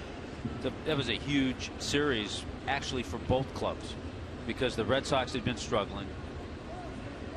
They've lost 5 in a row. Toronto, with that day off, trying to keep the momentum going in to play one of their AL East rivals. What's the saying that you brought out in Toronto? It's not always who you play, but when you play them. Yeah. And the Marlins have won 5 of their last 7 series, including this one. They've won the first 3 of 4. But the 2 they've lost have been 3-game sweeps against teams that were hot at the time. Remember, the Pirates swept the Marlins and went out west and won some games. Josh Harrison was getting hot. McCutchen was getting hot. And then, of course, the Blue Jays, the Marlins arrived there. The Blue Jays had won 5 in a row. And now they've won 10 in a row. And a 6-0 lead in Boston in the 5th now. Runner goes. That one flipped foul. Ball and a strike. You don't count the Mets out yet. Atlanta and the Mets are now in the 6th. And it's 8-7. So Atlanta's lead is down to a run. 8-7 in the 6th. Well, the Mets have their next 4 games against Toronto. Well, that's good news for the rest of the National League East. If Toronto continues to sustain their streak. I like this year's version of interleague play. Now that there's 15 teams in both leagues, there used to be a time where you played a different interleague schedule than even teams in your own division. That one is by Baker and into right field. Stanton up with the ball. Hundley to third, and Brandon Barnes has his first hit of the series. And the Rockies are in business here, trying to add to a 3-0 lead. Now Barnes made a terrific catch in left field an inning or so ago and puts a good swing on this. With the runner at first earlier in the count, they had the hit and run on, and he fouled it off. That's a nice swing there. Remember, it all started with the leadoff walk that put Hundley at first base.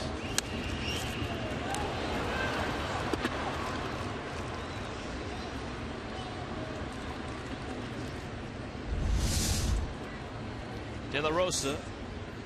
Let's see what he's up to at the plate. He'll square and take a strike. This is a play that puts a lot of pressure on your infield. First and third and nobody out. And don't forget, earlier in the game we saw De La Rosa in a bunting situation. He brought the bat back and took a cut. We also saw early in the ballgame that he's having trouble running. But that Solano Hundley shot there is a key. As Solano comes in, what will Hundley do?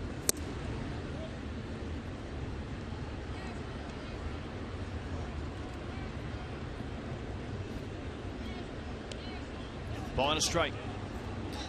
If you just joined us, Martin Prado was injured early in the ball game, taking a tumble, running through the bag at first. Hurt his shoulder.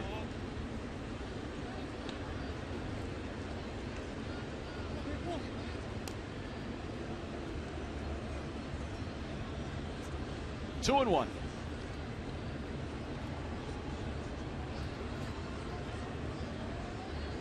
Runner goes, a little bunt and run, and it's bunted foul.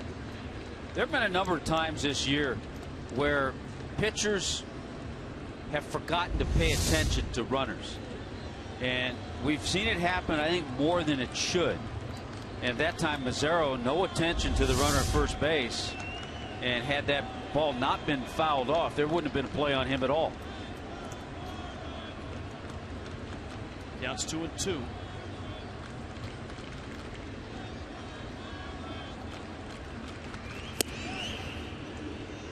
Pitch is in.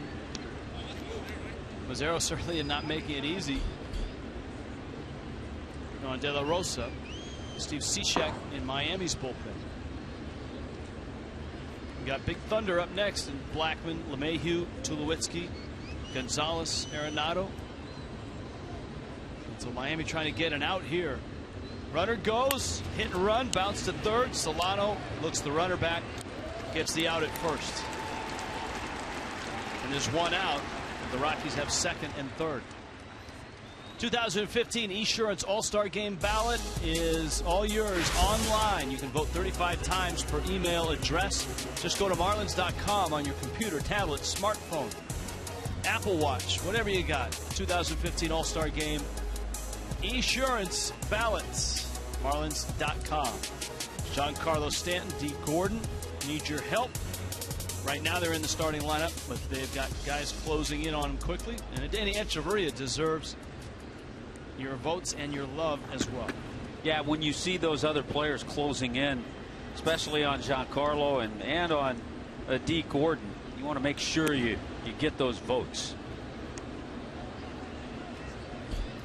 The leadoff home run, by the way, that Charlie Blackmon hit, the 8th of his career, and that ties a Rockies record with Eric Young, who also hit 8 leadoff home runs.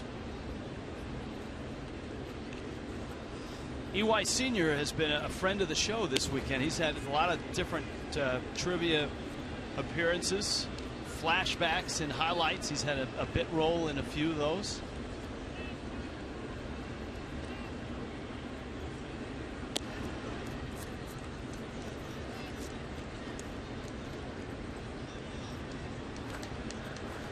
Now it gets tricky because you load him up. Obviously, there's no place to put LeMahieu, and you have a guy who came into the game hitting .435 with runners in scoring position. Dan Jennings is coming out, and I think he's headed to Steve Cishek here. So if that's the case, it will not be a soft landing for Steve Cishek on his return. No. I mean, it's like into the fire, bags loaded, one out. Here comes Cishek. Kendall Toyota called to the bullpen.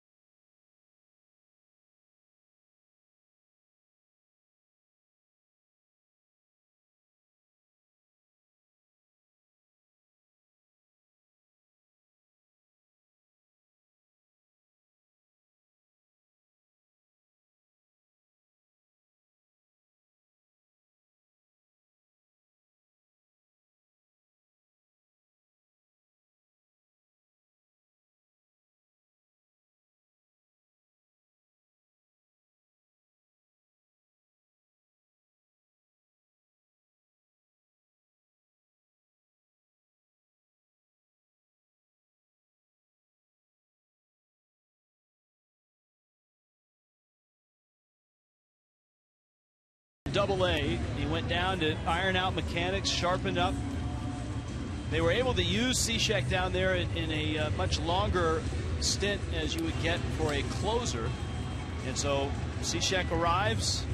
Marlins were happy with his progress, and he'll get a real test right away. You've got, as Tommy pointed out, two of the top hitters with runners in scoring position in the National League. DJ LeMahieu and Troy Tulowitzki lined up with the bags loaded and one out. Yeah, these were not the comfortable situations that Cishek worked on in Double-A, but he did iron some things out. He had a couple of outings where he went back-to-back on back-to-back nights. But yeah, certainly a situation here where he's going to have to make some good pitches. Middle infield back for two, Echeverria and Gordon. Solano and Baker even on the corners. Cishek misses away. LeMahieu's having an all-star season. He's third in the National League in hitting. And of course, a Gold Glover as well.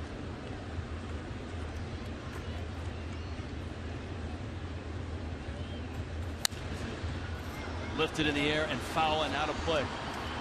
Tommy, mechanically, stuff-wise, what are you looking for from Cishek that you didn't see before he left? Probably hard to pick up, but I would say arm angle, direction to the plate. Those two things will help the sharpness of his breaking ball. 1-1, sprayed to the right side. Gordon gets it out there.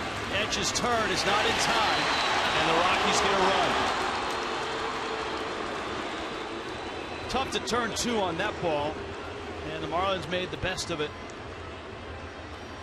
LeMahieu gets an RBI. Yeah, this never did have double play written all over it, because D. Gordon has to back up a little bit. LeMahieu runs pretty well.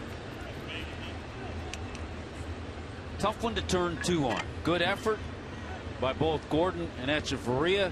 Not quite in time.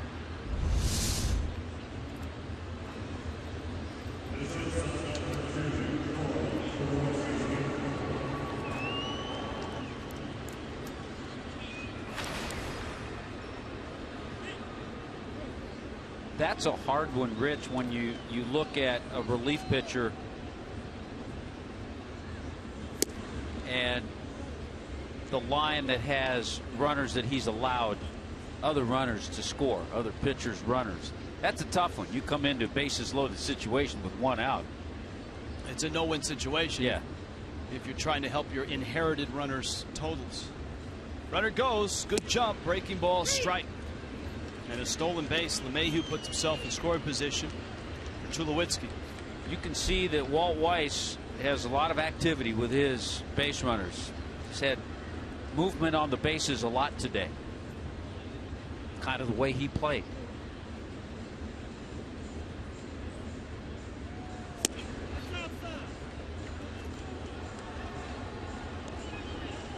Pitch is out. It's 2-1. 12-game streak. He's not extended it. An 0 for 2. See the damage that he's done in that streak. 5 homers.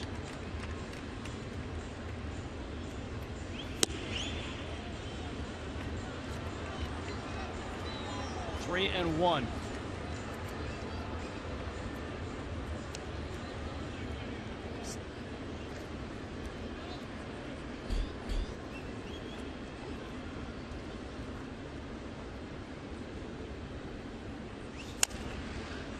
Pulls it foul for Tulowitzki. The biggest challenge he's had in his last 5 seasons has been staying healthy. Missed almost 300 games in the 5 years leading into this year. Got the camera and the souvenir.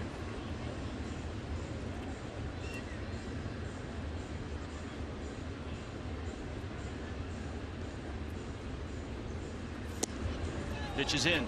So Cishek loses to Tulowitzki.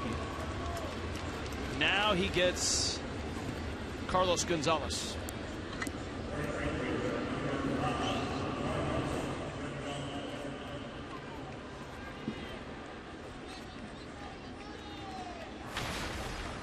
Gonzalez smoked one off the base of the wall his last time up.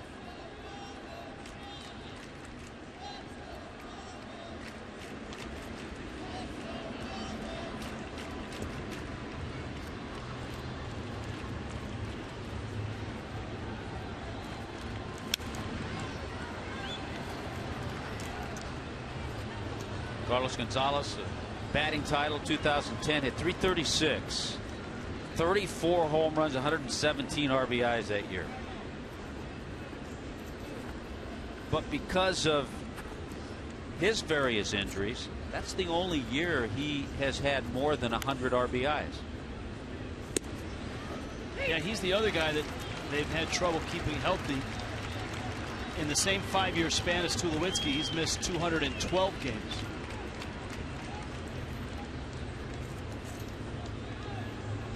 Bags filled with Rockies. A run across.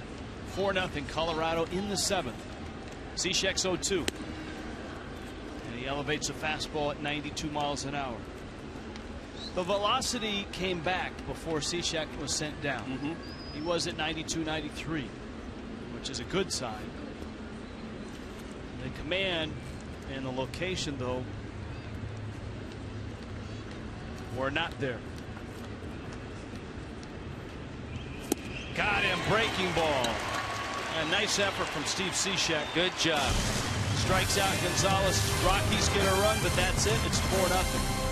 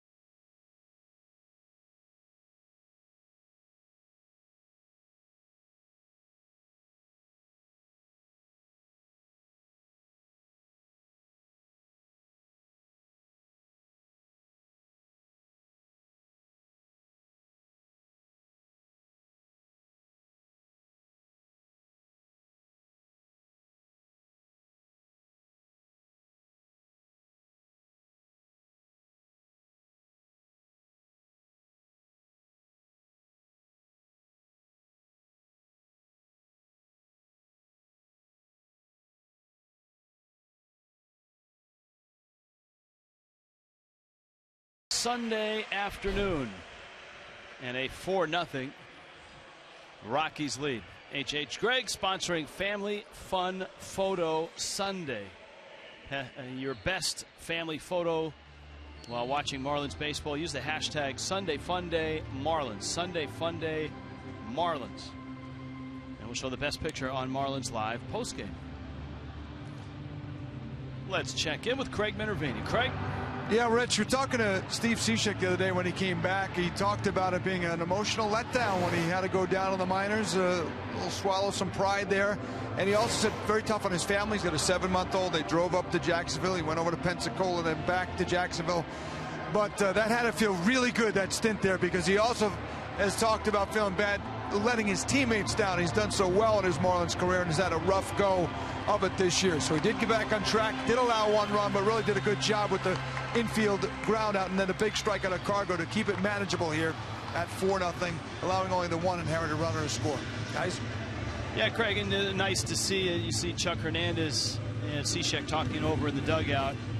A guy that's performed quite well for the Marlins over the past few years. To have him back in that bullpen is a good feeling, and I'm sure nobody feels better than Cishek. Now the Marlins turn their attention on solving Jorge De La Rosa. Colorado's bullpen is in action, double barrel action right now. De La Rosa approaches this 7th inning. He's got Jeff Baker, JT Realmuto, and Adeiny Echeverria. Miami's last hit against him was in the 2nd inning. It was a Baker double.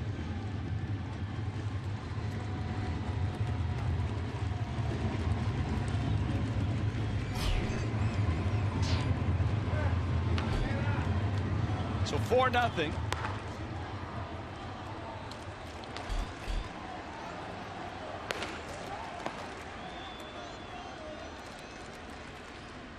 And here's Baker.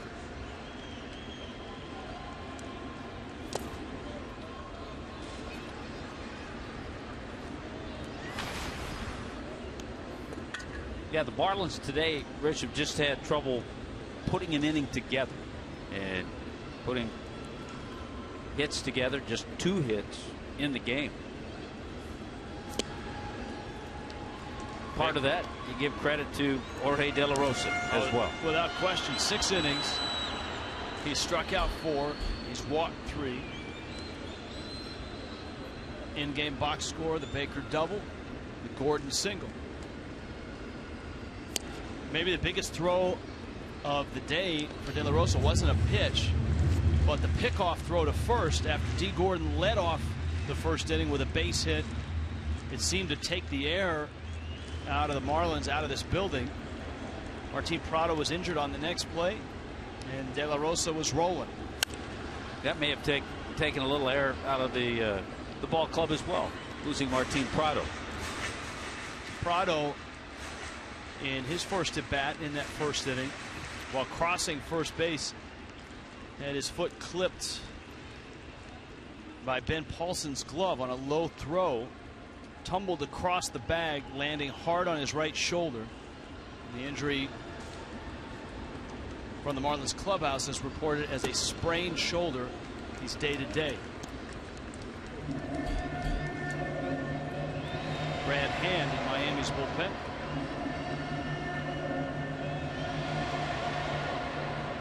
You get a sense, obviously, if De La Rosa falters just a little bit, Walt Weiss is going to that bullpen. 3-2.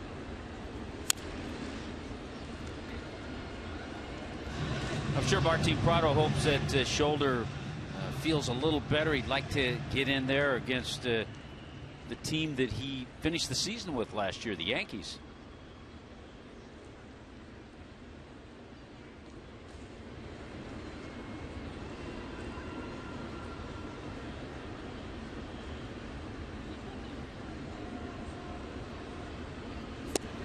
Baker takes down and he walks. The Mets, by the way, were down 8-3 to Atlanta, and they've scored 7 unanswered and lead the Braves now 10-8 up in New York. That game is still just going into the 7th inning. Dilson Herrera, Juan Lagares, Travis d'Arnaud all have hit homers. We told you about Daryl Siciliani. Some unlikely power sources there. Yeah, absolutely. For the Mets. You know, you're not talking about Duda, not talking about Granderson, who does have 3 hits, though, Granderson. Here's a situation now. It looks like Walt Weiss is going to make a move to his bullpen. As well as De La Rosa's been pitching, you want to see somebody else. He's not going to make a move. He wanted to find out how De La Rosa was feeling. So he's going to stick with De La Rosa with Real Muto coming up. He's handled Real Muto twice. He's popped out and flied to left. Right now, De La Rosa had 95 pitches.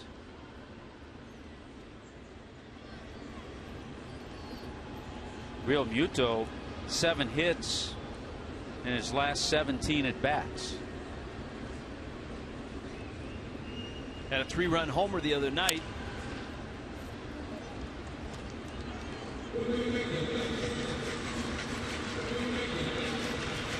Oh, and 1.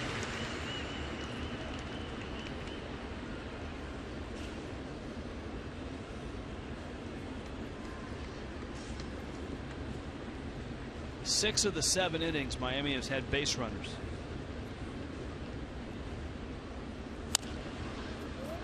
Again, there's that pitch in on a right-hander.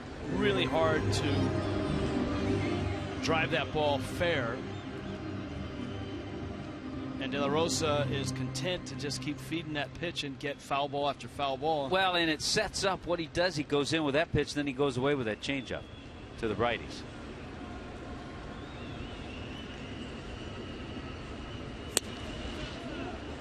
There's the away. That was a 2-seamer. Yeah, that was good fastball. So if you try to cheat that pitch in, then he sets you up with that off-speed away. But he's also tried to pick apart that outside corner with the fastball too.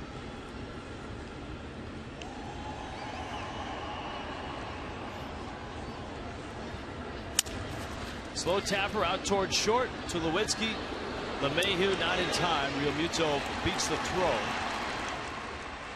And De La Rosa survives to face another hitter. It's Echeverria. not really a double play ball, and I think word is getting around the league that this young catcher gets up the line in a hurry. So Real Muto able to beat the relay throw. Now Echeverria, who is 0 for 1. He's bounced out and walked. Jorge De La Rosa out of Monterrey, Mexico, trying to win his 73rd game as a Rocky and become the all-time leader in Rockies history. A little tapper. LeMahieu gets the out at first. Real Muto arrives at second. And here is Ichiro. Geico presents our MLB Moments.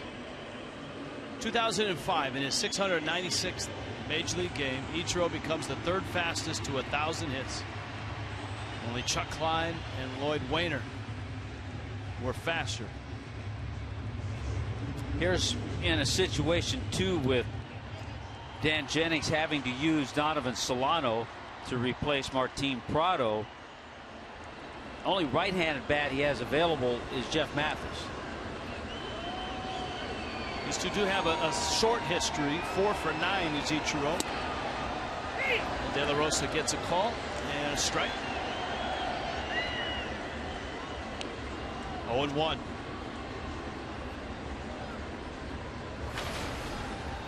Ichiro gets a look at his last team, the Yankees, for 4 straight starting tomorrow night. 2 here, 2 in New York. And in those 2 games in New York, we'll probably see Ichiro utilized the way he was in Toronto. If not in the outfield, he'll be the DH. De La Rosa had 102 pitches. He and Aaron Cook tied for the all-time lead in wins in Rockies history at 72. And what endears him to the Rockies fans and franchise is that he's been able to win and win big at Coors Field. 42-17. And what has been a graveyard for starting pitchers historically. Ichiro with a count even now at 2-2. You know, the other thing too, Rich, he's been consistent. De La Rosa, 30 or more starts each of the last 2 years. We mentioned 30 wins over the last 2 years coming into this season.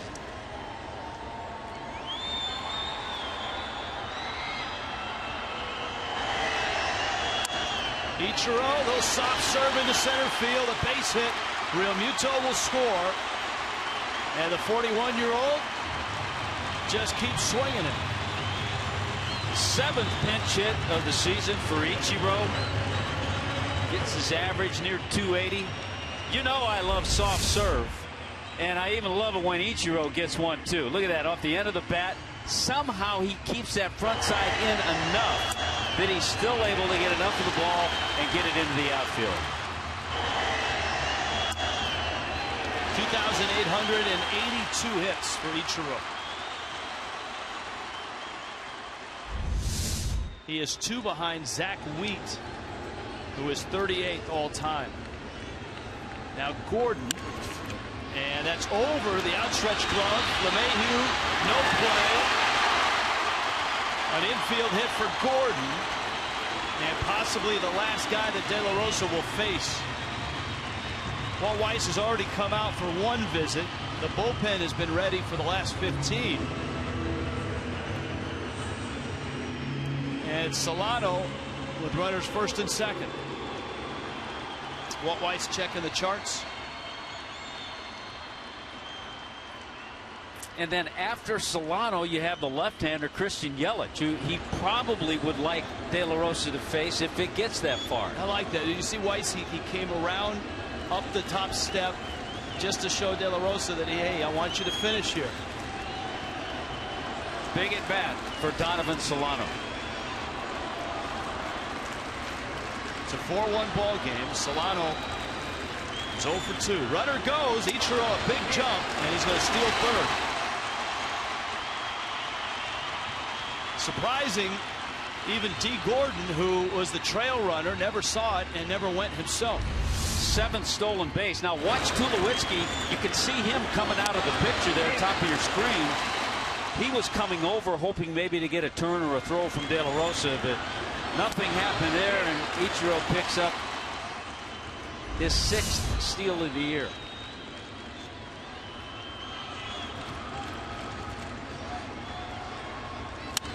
Solano drives it down the right field line, but foul. And he's behind the count, 0-2.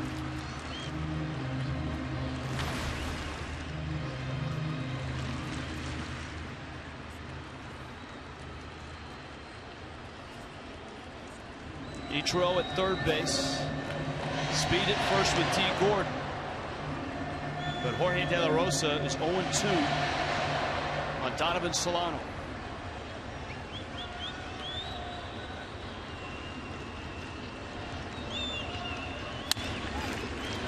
LeMahieu has it, and Miami will have to settle for just a run, and De La Rosa gets through the 7th. In Miami, it's 4-1 Colorado.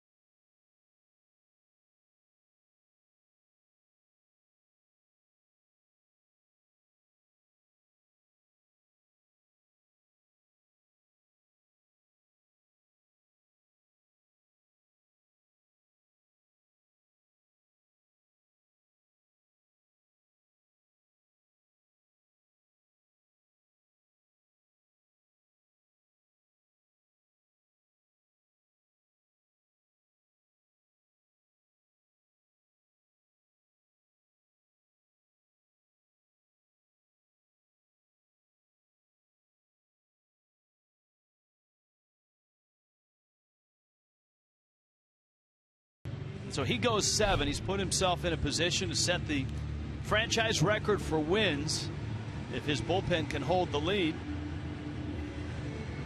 Meanwhile, the Marlins have the second man, actually third man out of their bullpen. Then Mazzaro, Steve Cishek, and now Brad Hand.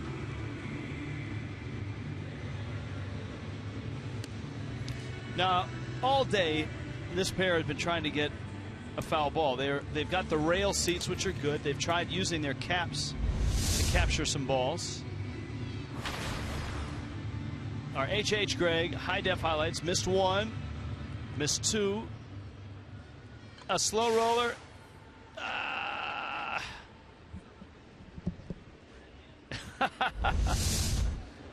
So they're getting some good pictures, but as of yet, no souvenir.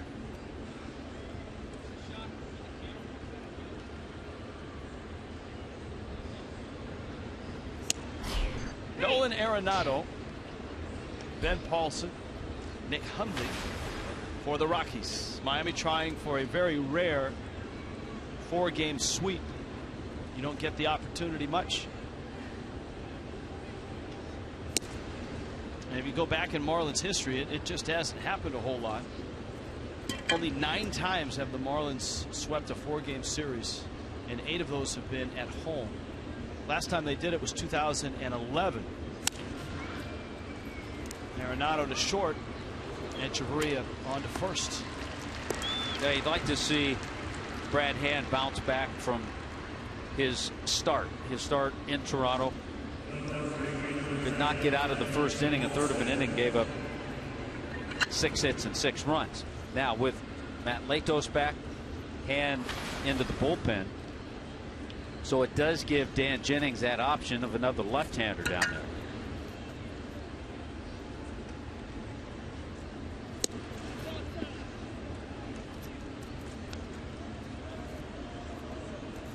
Well, Hand was pretty sharp in the bullpen before, and the hope is that Brad is able to slide back into that role and have success. He's got 2 nice outs to start this, the 8th inning, and Arenado and Paulson. Now he goes after Nick Hundley. Well, it gives DJ that option when you have a game where you're down 3. You don't want to use, you can't use a Mike Dunn every night. It gives him that option when you have some left-handers coming up to bring in another lefty. So here is Hundley. By the way, Alex Rodriguez is 0 for 2 in his ball game. So still 5 shy. 5 shy. The Yankees do have a 5-3 lead over Baltimore. That's in the bottom of the 5th. As you pointed out, and we've talked about, no DH in the games here. The likelihood that Alex Rodriguez is in the field and getting 4 at-bats a night is somewhat slim. You would think pinch hitting appearance, though if he's 5 hits away come tomorrow, it would seem that the best shot the Marlins have at watching history would be up in New York. Obviously Miami would like to prevent that. There's the 2-0.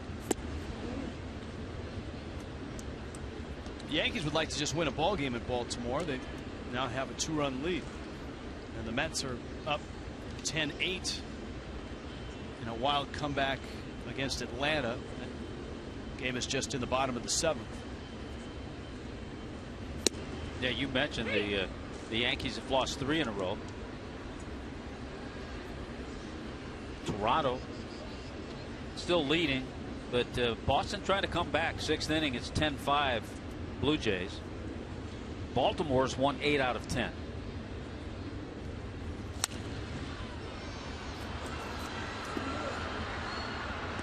Full count, 3-2. Brad Hand here in the 8th.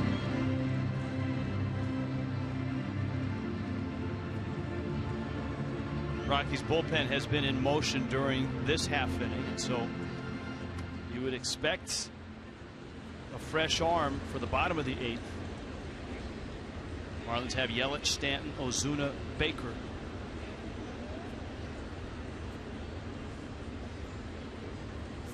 That's strike 3 called. Down goes Hundley. Brad Hand looks sharp. Still 4-1 Colorado. –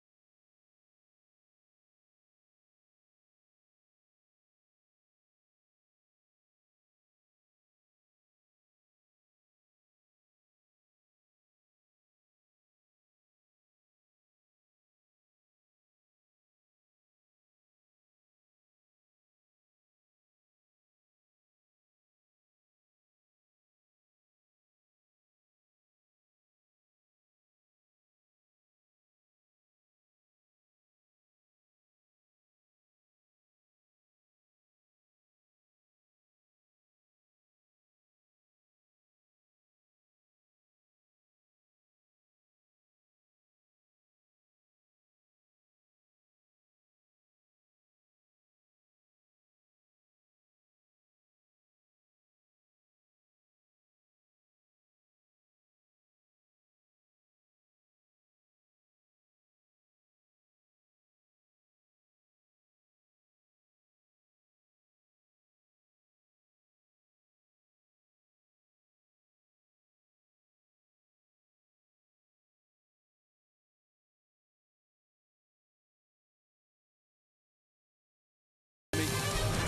4-1 Colorado. This copyrighted telecast presented by the Authority of the Marlins. 4-1 Colorado. This copyrighted telecast presented by the Authority of the Marlins. 4-1 Colorado. This copyrighted telecast presented by the Authority of the Marlins.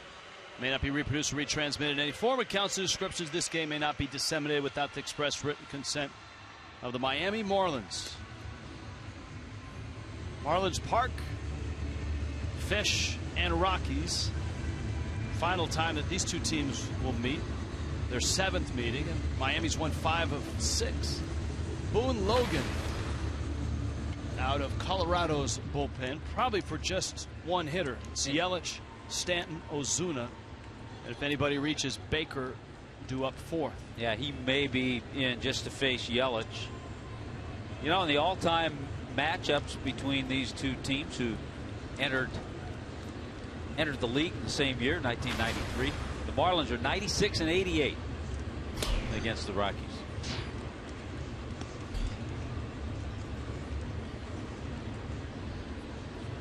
Logan misses up, and it's 1-0. Yelich lined out, flied out, walked. Has a 5-game hit streak. Check swing and rolls right out to Arenado. Makes a throw and gets the out. Arenado's had a rough day at third base. Not many announcers in Major League Baseball have ever said that. He may have hurt himself. He's got the training staff, or no, he doesn't. He had Tulowitzki talking to him. Walt Weiss comes out, but he's out to change pitchers. Arenado's made a couple errors in this ball game. That would be a Kendall Toyota called to the bullpen. 4-1 Colorado.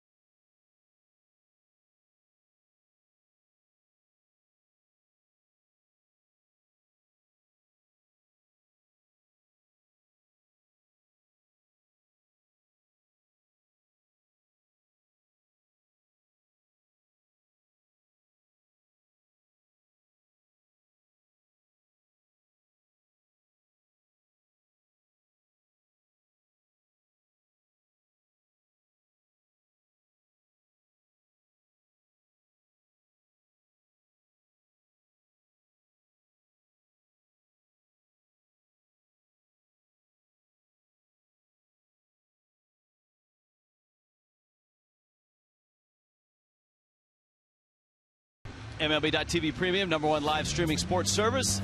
13 years old. Every out-of-market regular season game live or on demand. It's true HD. Highlights, look-ins, and the ever-popular pitch tracking widgets and more.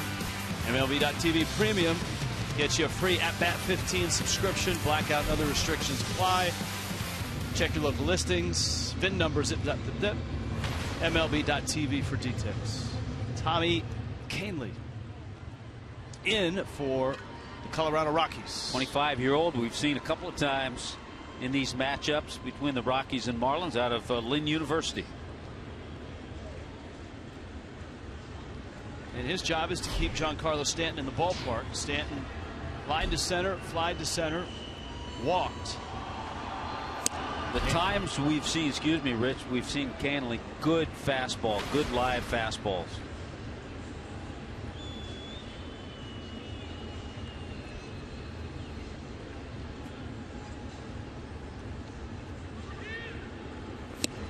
Stanton trying to add to his power run. 8 homers last 11 games. 5 homers last 6 games. You know who's also on a run similar to Stanton right now is Albert Pujols, who has 10 homers in his last 15 games. And Pujols is a guy, too. He's 35. He's got, what, 538 career homers? That's 16th on the list. 538, his 18th of the season last night. So in 5 years, he could be where Alex Rodriguez is, or maybe better, if he stays healthy. Canley misses out. You've got Ozuna and then Baker. Miss with his slider. Let's see if he goes 3-1, if he goes with that good fastball he has.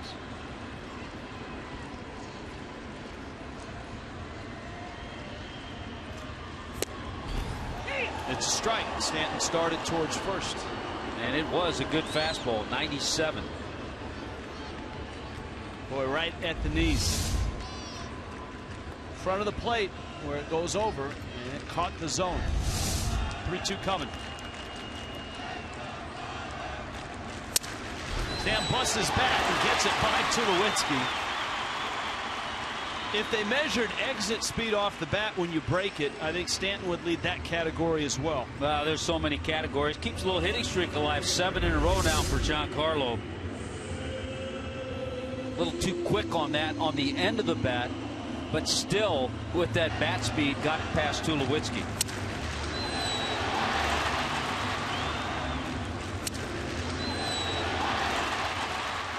Now Ozuna.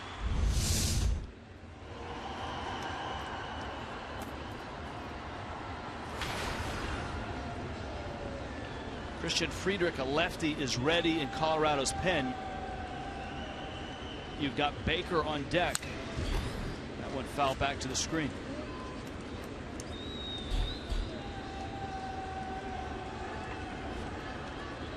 Well, and then what you do if you're Dan Jennings, you see the lefty in the bullpen, you say, okay, do I want Baker against Canley? Because if I make the move with Bohr or with Dietrich, then Walt Weiss will bring in the left hand. But what matchup would you rather have?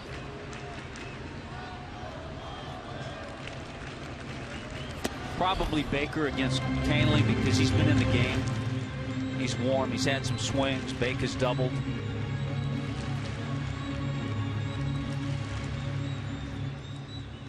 Justin Bohr is ready, just in case.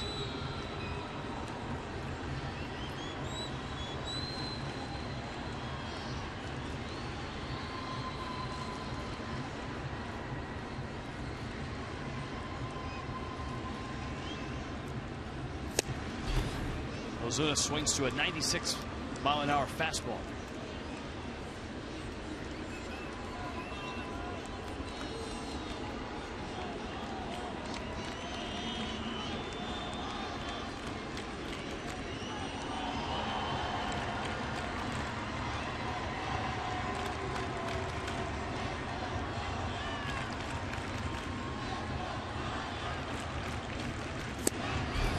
And he got him. So Canley strikes out Marcell Ozuna. Tough day for Ozuna. 3 strikeouts and hitting into a double play. It's the perfect pitches. He's got that upper 90s velocity, but he's been able to keep it down too.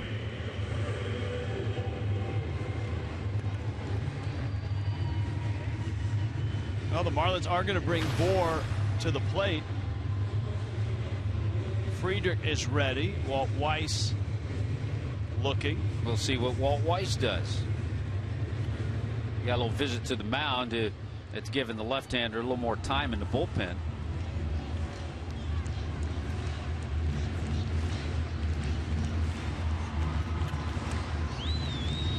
And then sometimes a manager will put that left-hander out there as a decoy. So much better against righties is Justin Bohr. And he loves that fastball. And Canley has an outstanding fastball. So there are 2 outs. Tom Runnels, the bench coach, with the signs. Walt Weiss looking out.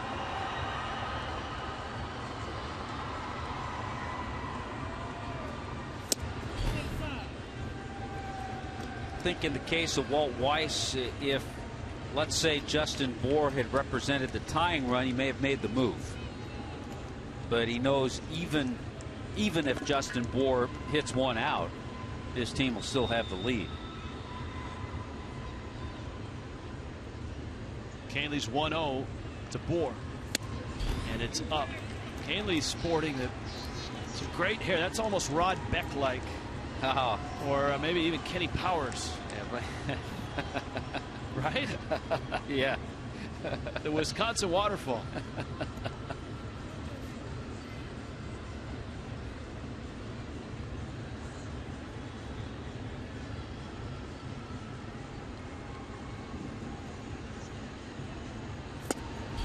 Takes down low, and they count now 3-0.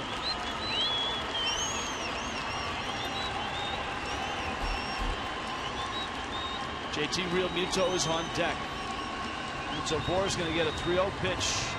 Miami down 4-1. Stanton at first with 2 outs.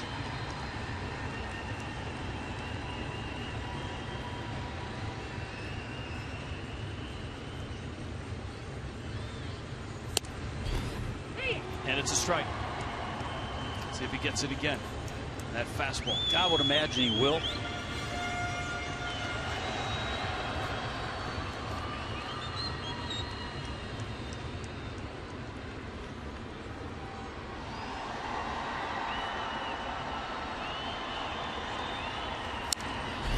Bohr went after it.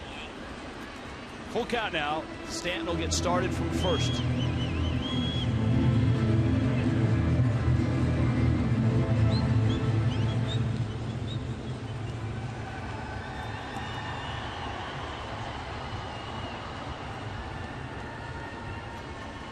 Canley ready.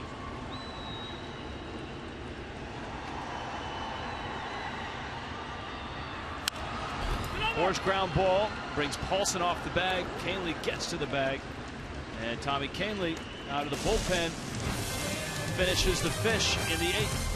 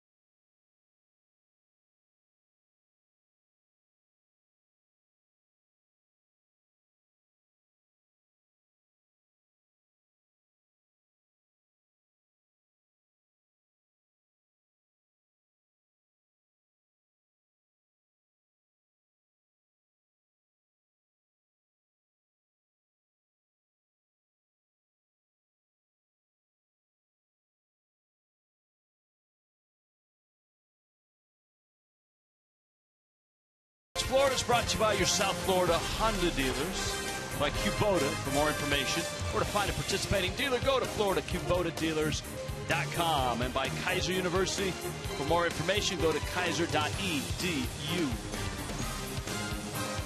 In Miami, 4-1 Rockies. 9th inning has arrived on this Sunday afternoon, turning into early evening. Justin Bohr stays in the game. He will patrol first base.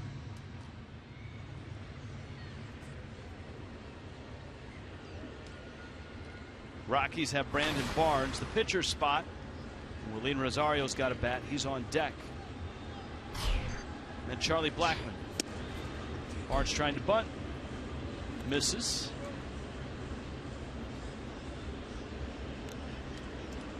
Counts 0-1.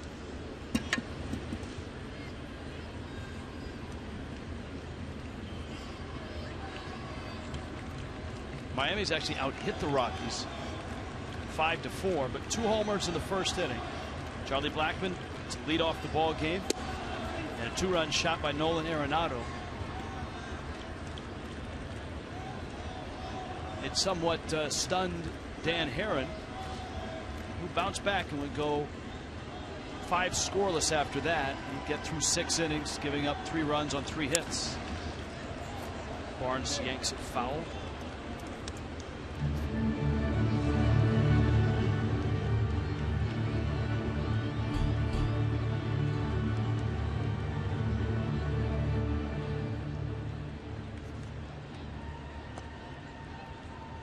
John Axford.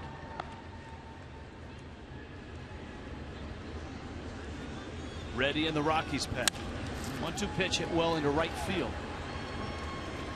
A base hit for Brandon Barnes. The last 2 ABs for Barnes. He's had nice swings. Here is Rosario. And the Marlins saw enough of Rosario to know that he's a dangerous man with a bat in his hands.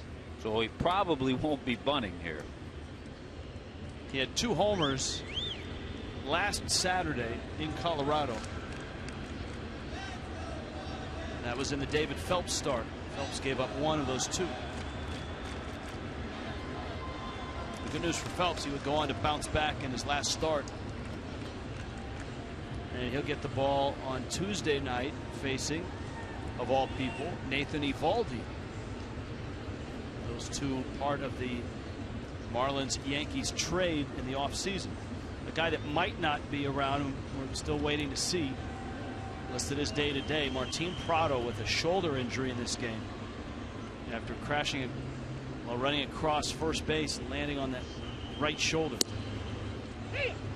Prado, of course, the principal piece coming from the Yankees to the Marlins. Phelps included in that deal. The Yankees coveted Eovaldi's arm. Also took on some salary Garrett Jones. Yeah, Martin Prado finished the year, second half of the season, 37 games with the Yankees, hit .316.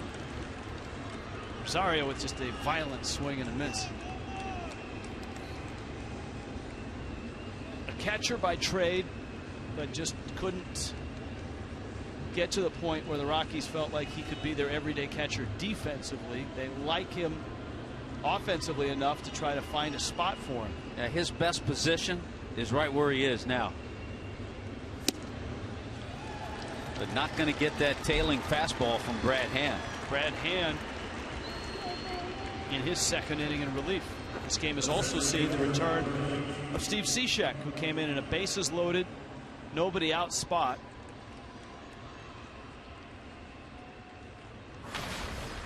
Cishek got a pair of outs, 1 run scored on a fielder's choice, but he struck out the dangerous Carlos Gonzalez to end the inning and get out of trouble.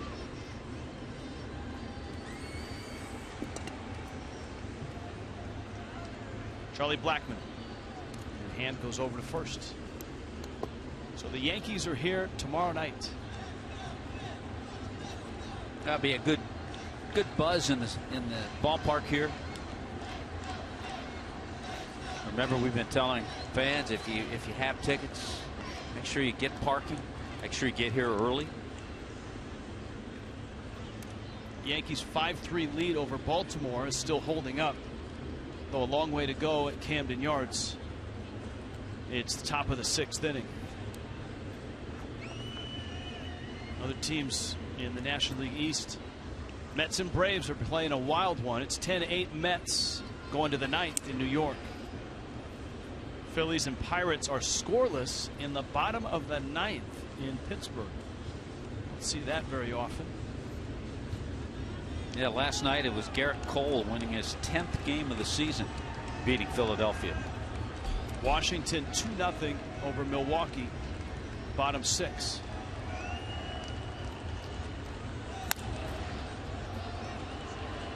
In the air to the left, Yelich comes on and makes the catch. In that Washington game, Max Scherzer has a no-hitter going in the 6th inning, and he has struck out 9,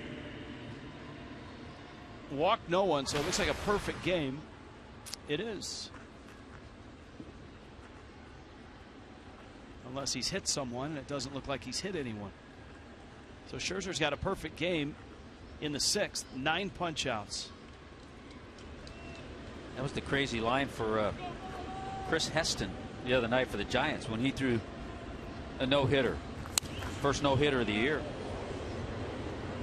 He didn't walk anybody, but he hit 3 guys.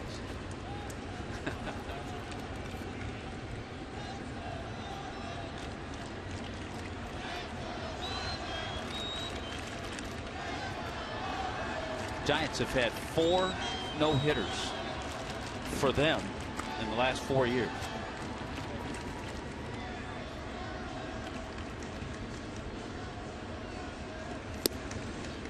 DJ LeMahieu takes out. Boy, the Blue Jays getting production from everybody. The guy who's having a big day today, Ryan Goins, their second baseman. A couple of hits, a home run, 5 RBIs.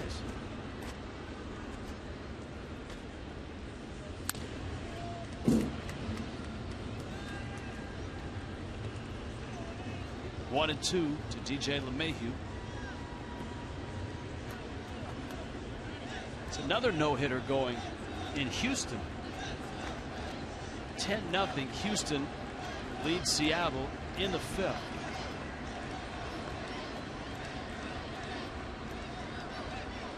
And it's Lance McCullers on the mound for the Astros.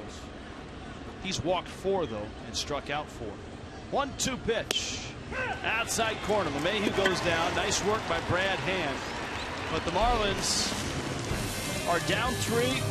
John Axford's coming in. It's 4-1 Colorado.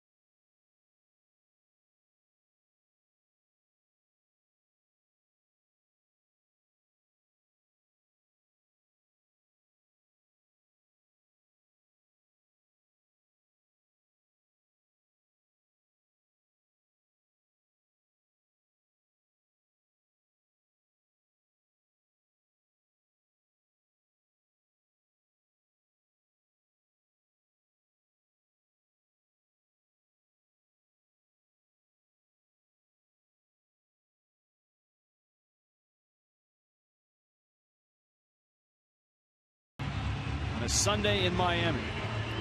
Marlins won the first 3 games of this 4-game set. John Axford.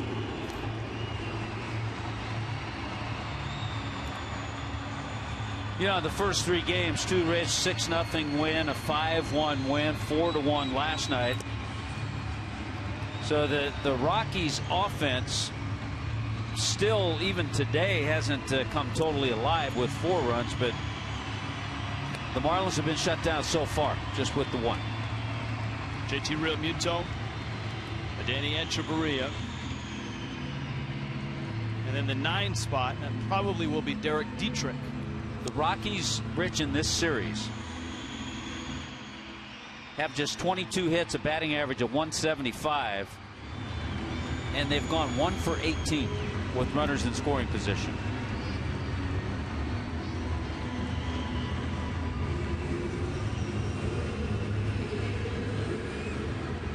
Jorge De La Rosa, certainly the star for the Rockies with the 7 very nice innings. Dietrich getting ready.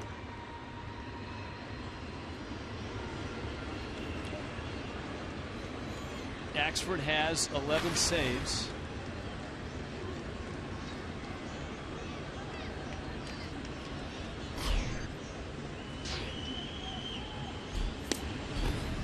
And he misses down low. John Axford, the Canadian, last year split his time with Cleveland and Pittsburgh. Was a closer in Cleveland and was waived before the Pirates picked him up. This is a guy that had some really nice years in Canada, or excuse me, in Milwaukee. He had some nice years in Canada when he was growing up, I'm sure. Went to college at Notre Dame.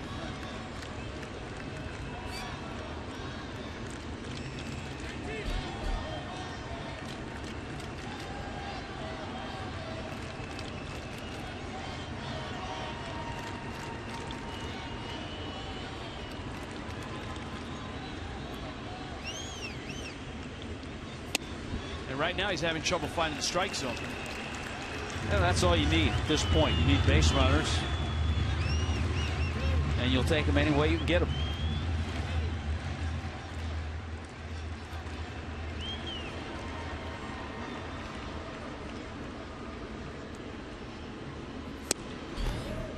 That one a strike.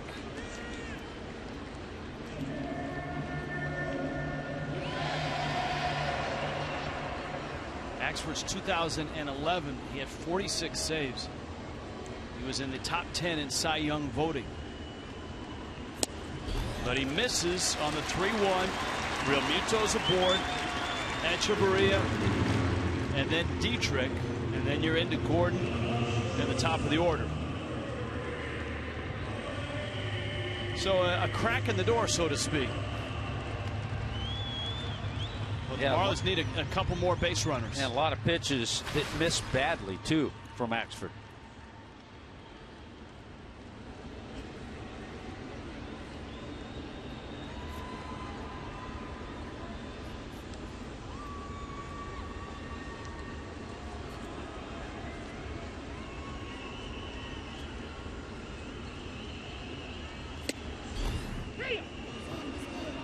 Strike to Echeverria. Yeah, it looked like Etch just taking all the way, making sure he throws a strike.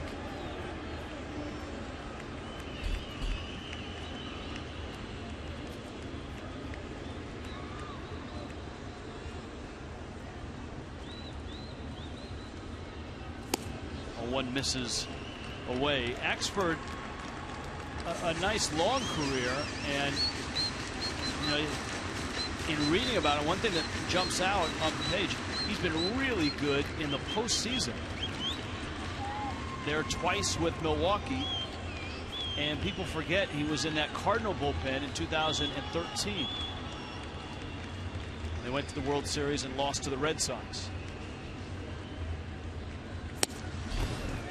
His lifetime ERA in the postseason is 1.42.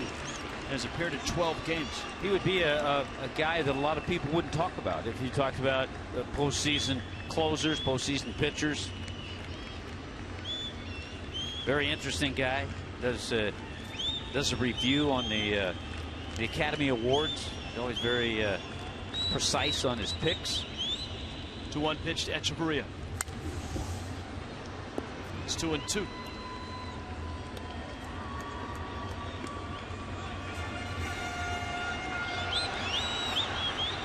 Max Scherzer is through 6 and has a perfect game. The Nationals have a 2-0 lead in Milwaukee. Pretty good on his pitch count, too. Just looking, Scherzer at 67 pitches through 6.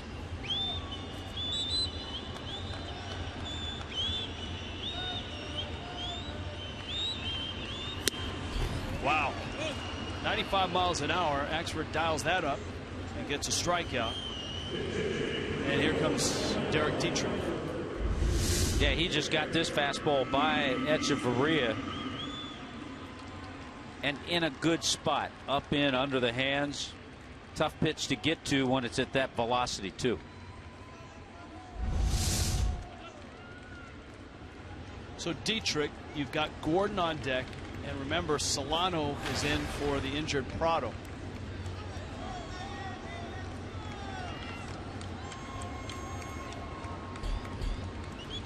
Lance McCullers is through 5. He has a no-hitter going for the Astros against Seattle in Houston. Dietrich takes a strike. And it's 0-1. Yeah, the difference there, Rich, McCullers in his 5 innings, 90 pitches. Yeah, last I checked, 4 walks. Yeah.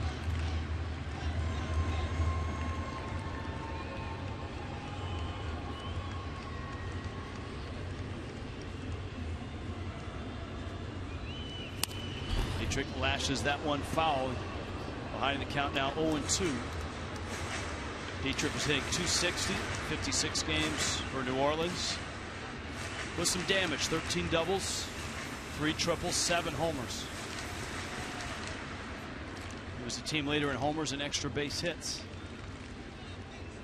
And played all over the place for that ball club. Second base, first base, third base, and a game in the outfield. 0-2 coming. That one is fouled off. And I think, Rich, the ball club sees Dietrich in that role. He played a lot of first base, a guy who can play in the infield, different positions, maybe even the outfield in an emergency. But in the last couple of years, he's always shown power.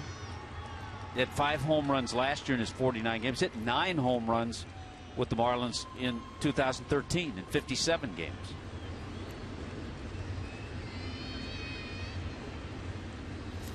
Swings and misses at a ball in the dirt. Did Dietrich kick the ball? Because if he did, that's going to send the runner back to first.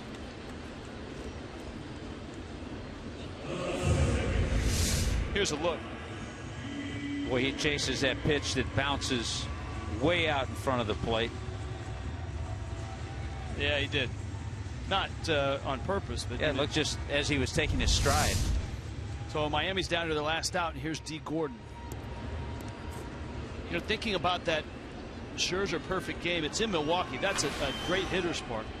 The last no-hitter there, is it Zambrano as a Cub? Remember, they were displaced. They played that series there. Displaced by the floods in Houston.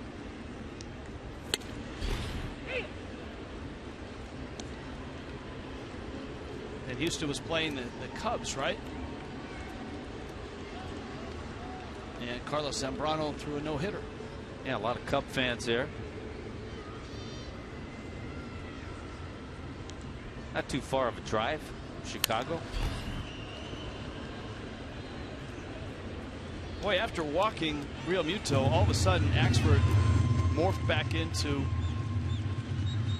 the closer that he has been at times in his career.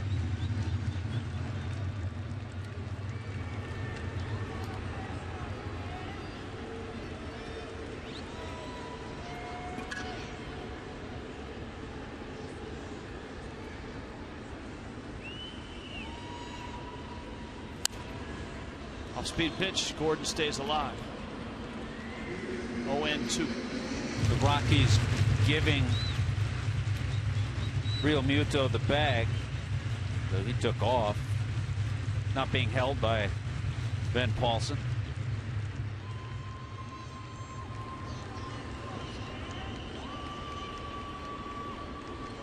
A walk and a pair of strikeouts for Axford. Now the 0-2. Real Muto takes second.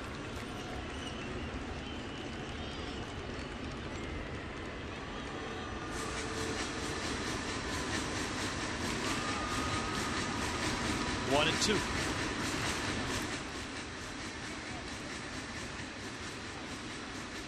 Well, obviously what Axford doesn't want to have happen is get a guy on and allow Yelich and Stanton to get to the plate. Two guys, obviously Stanton much more than Yelich, but Yelich has enough power.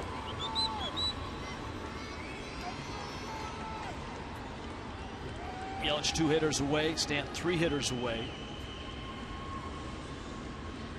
Another 1-2. It's low and counts 2 balls and 2 strikes.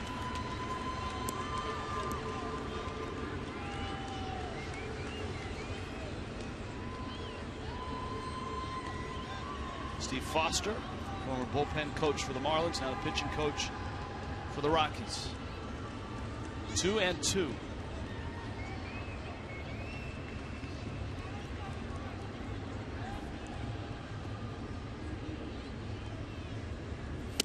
He got him. Fastball. Gordon swings and misses. And John Axford shuts the door. Nolan Arenado a 2-run homer in the first. Charlie Blackmon homered as well. And that was enough to get the Rockies rolling. And they win it 4-1. They salvage just one game of this 4-game set. Miami won the first 3. The Rockies get a game here.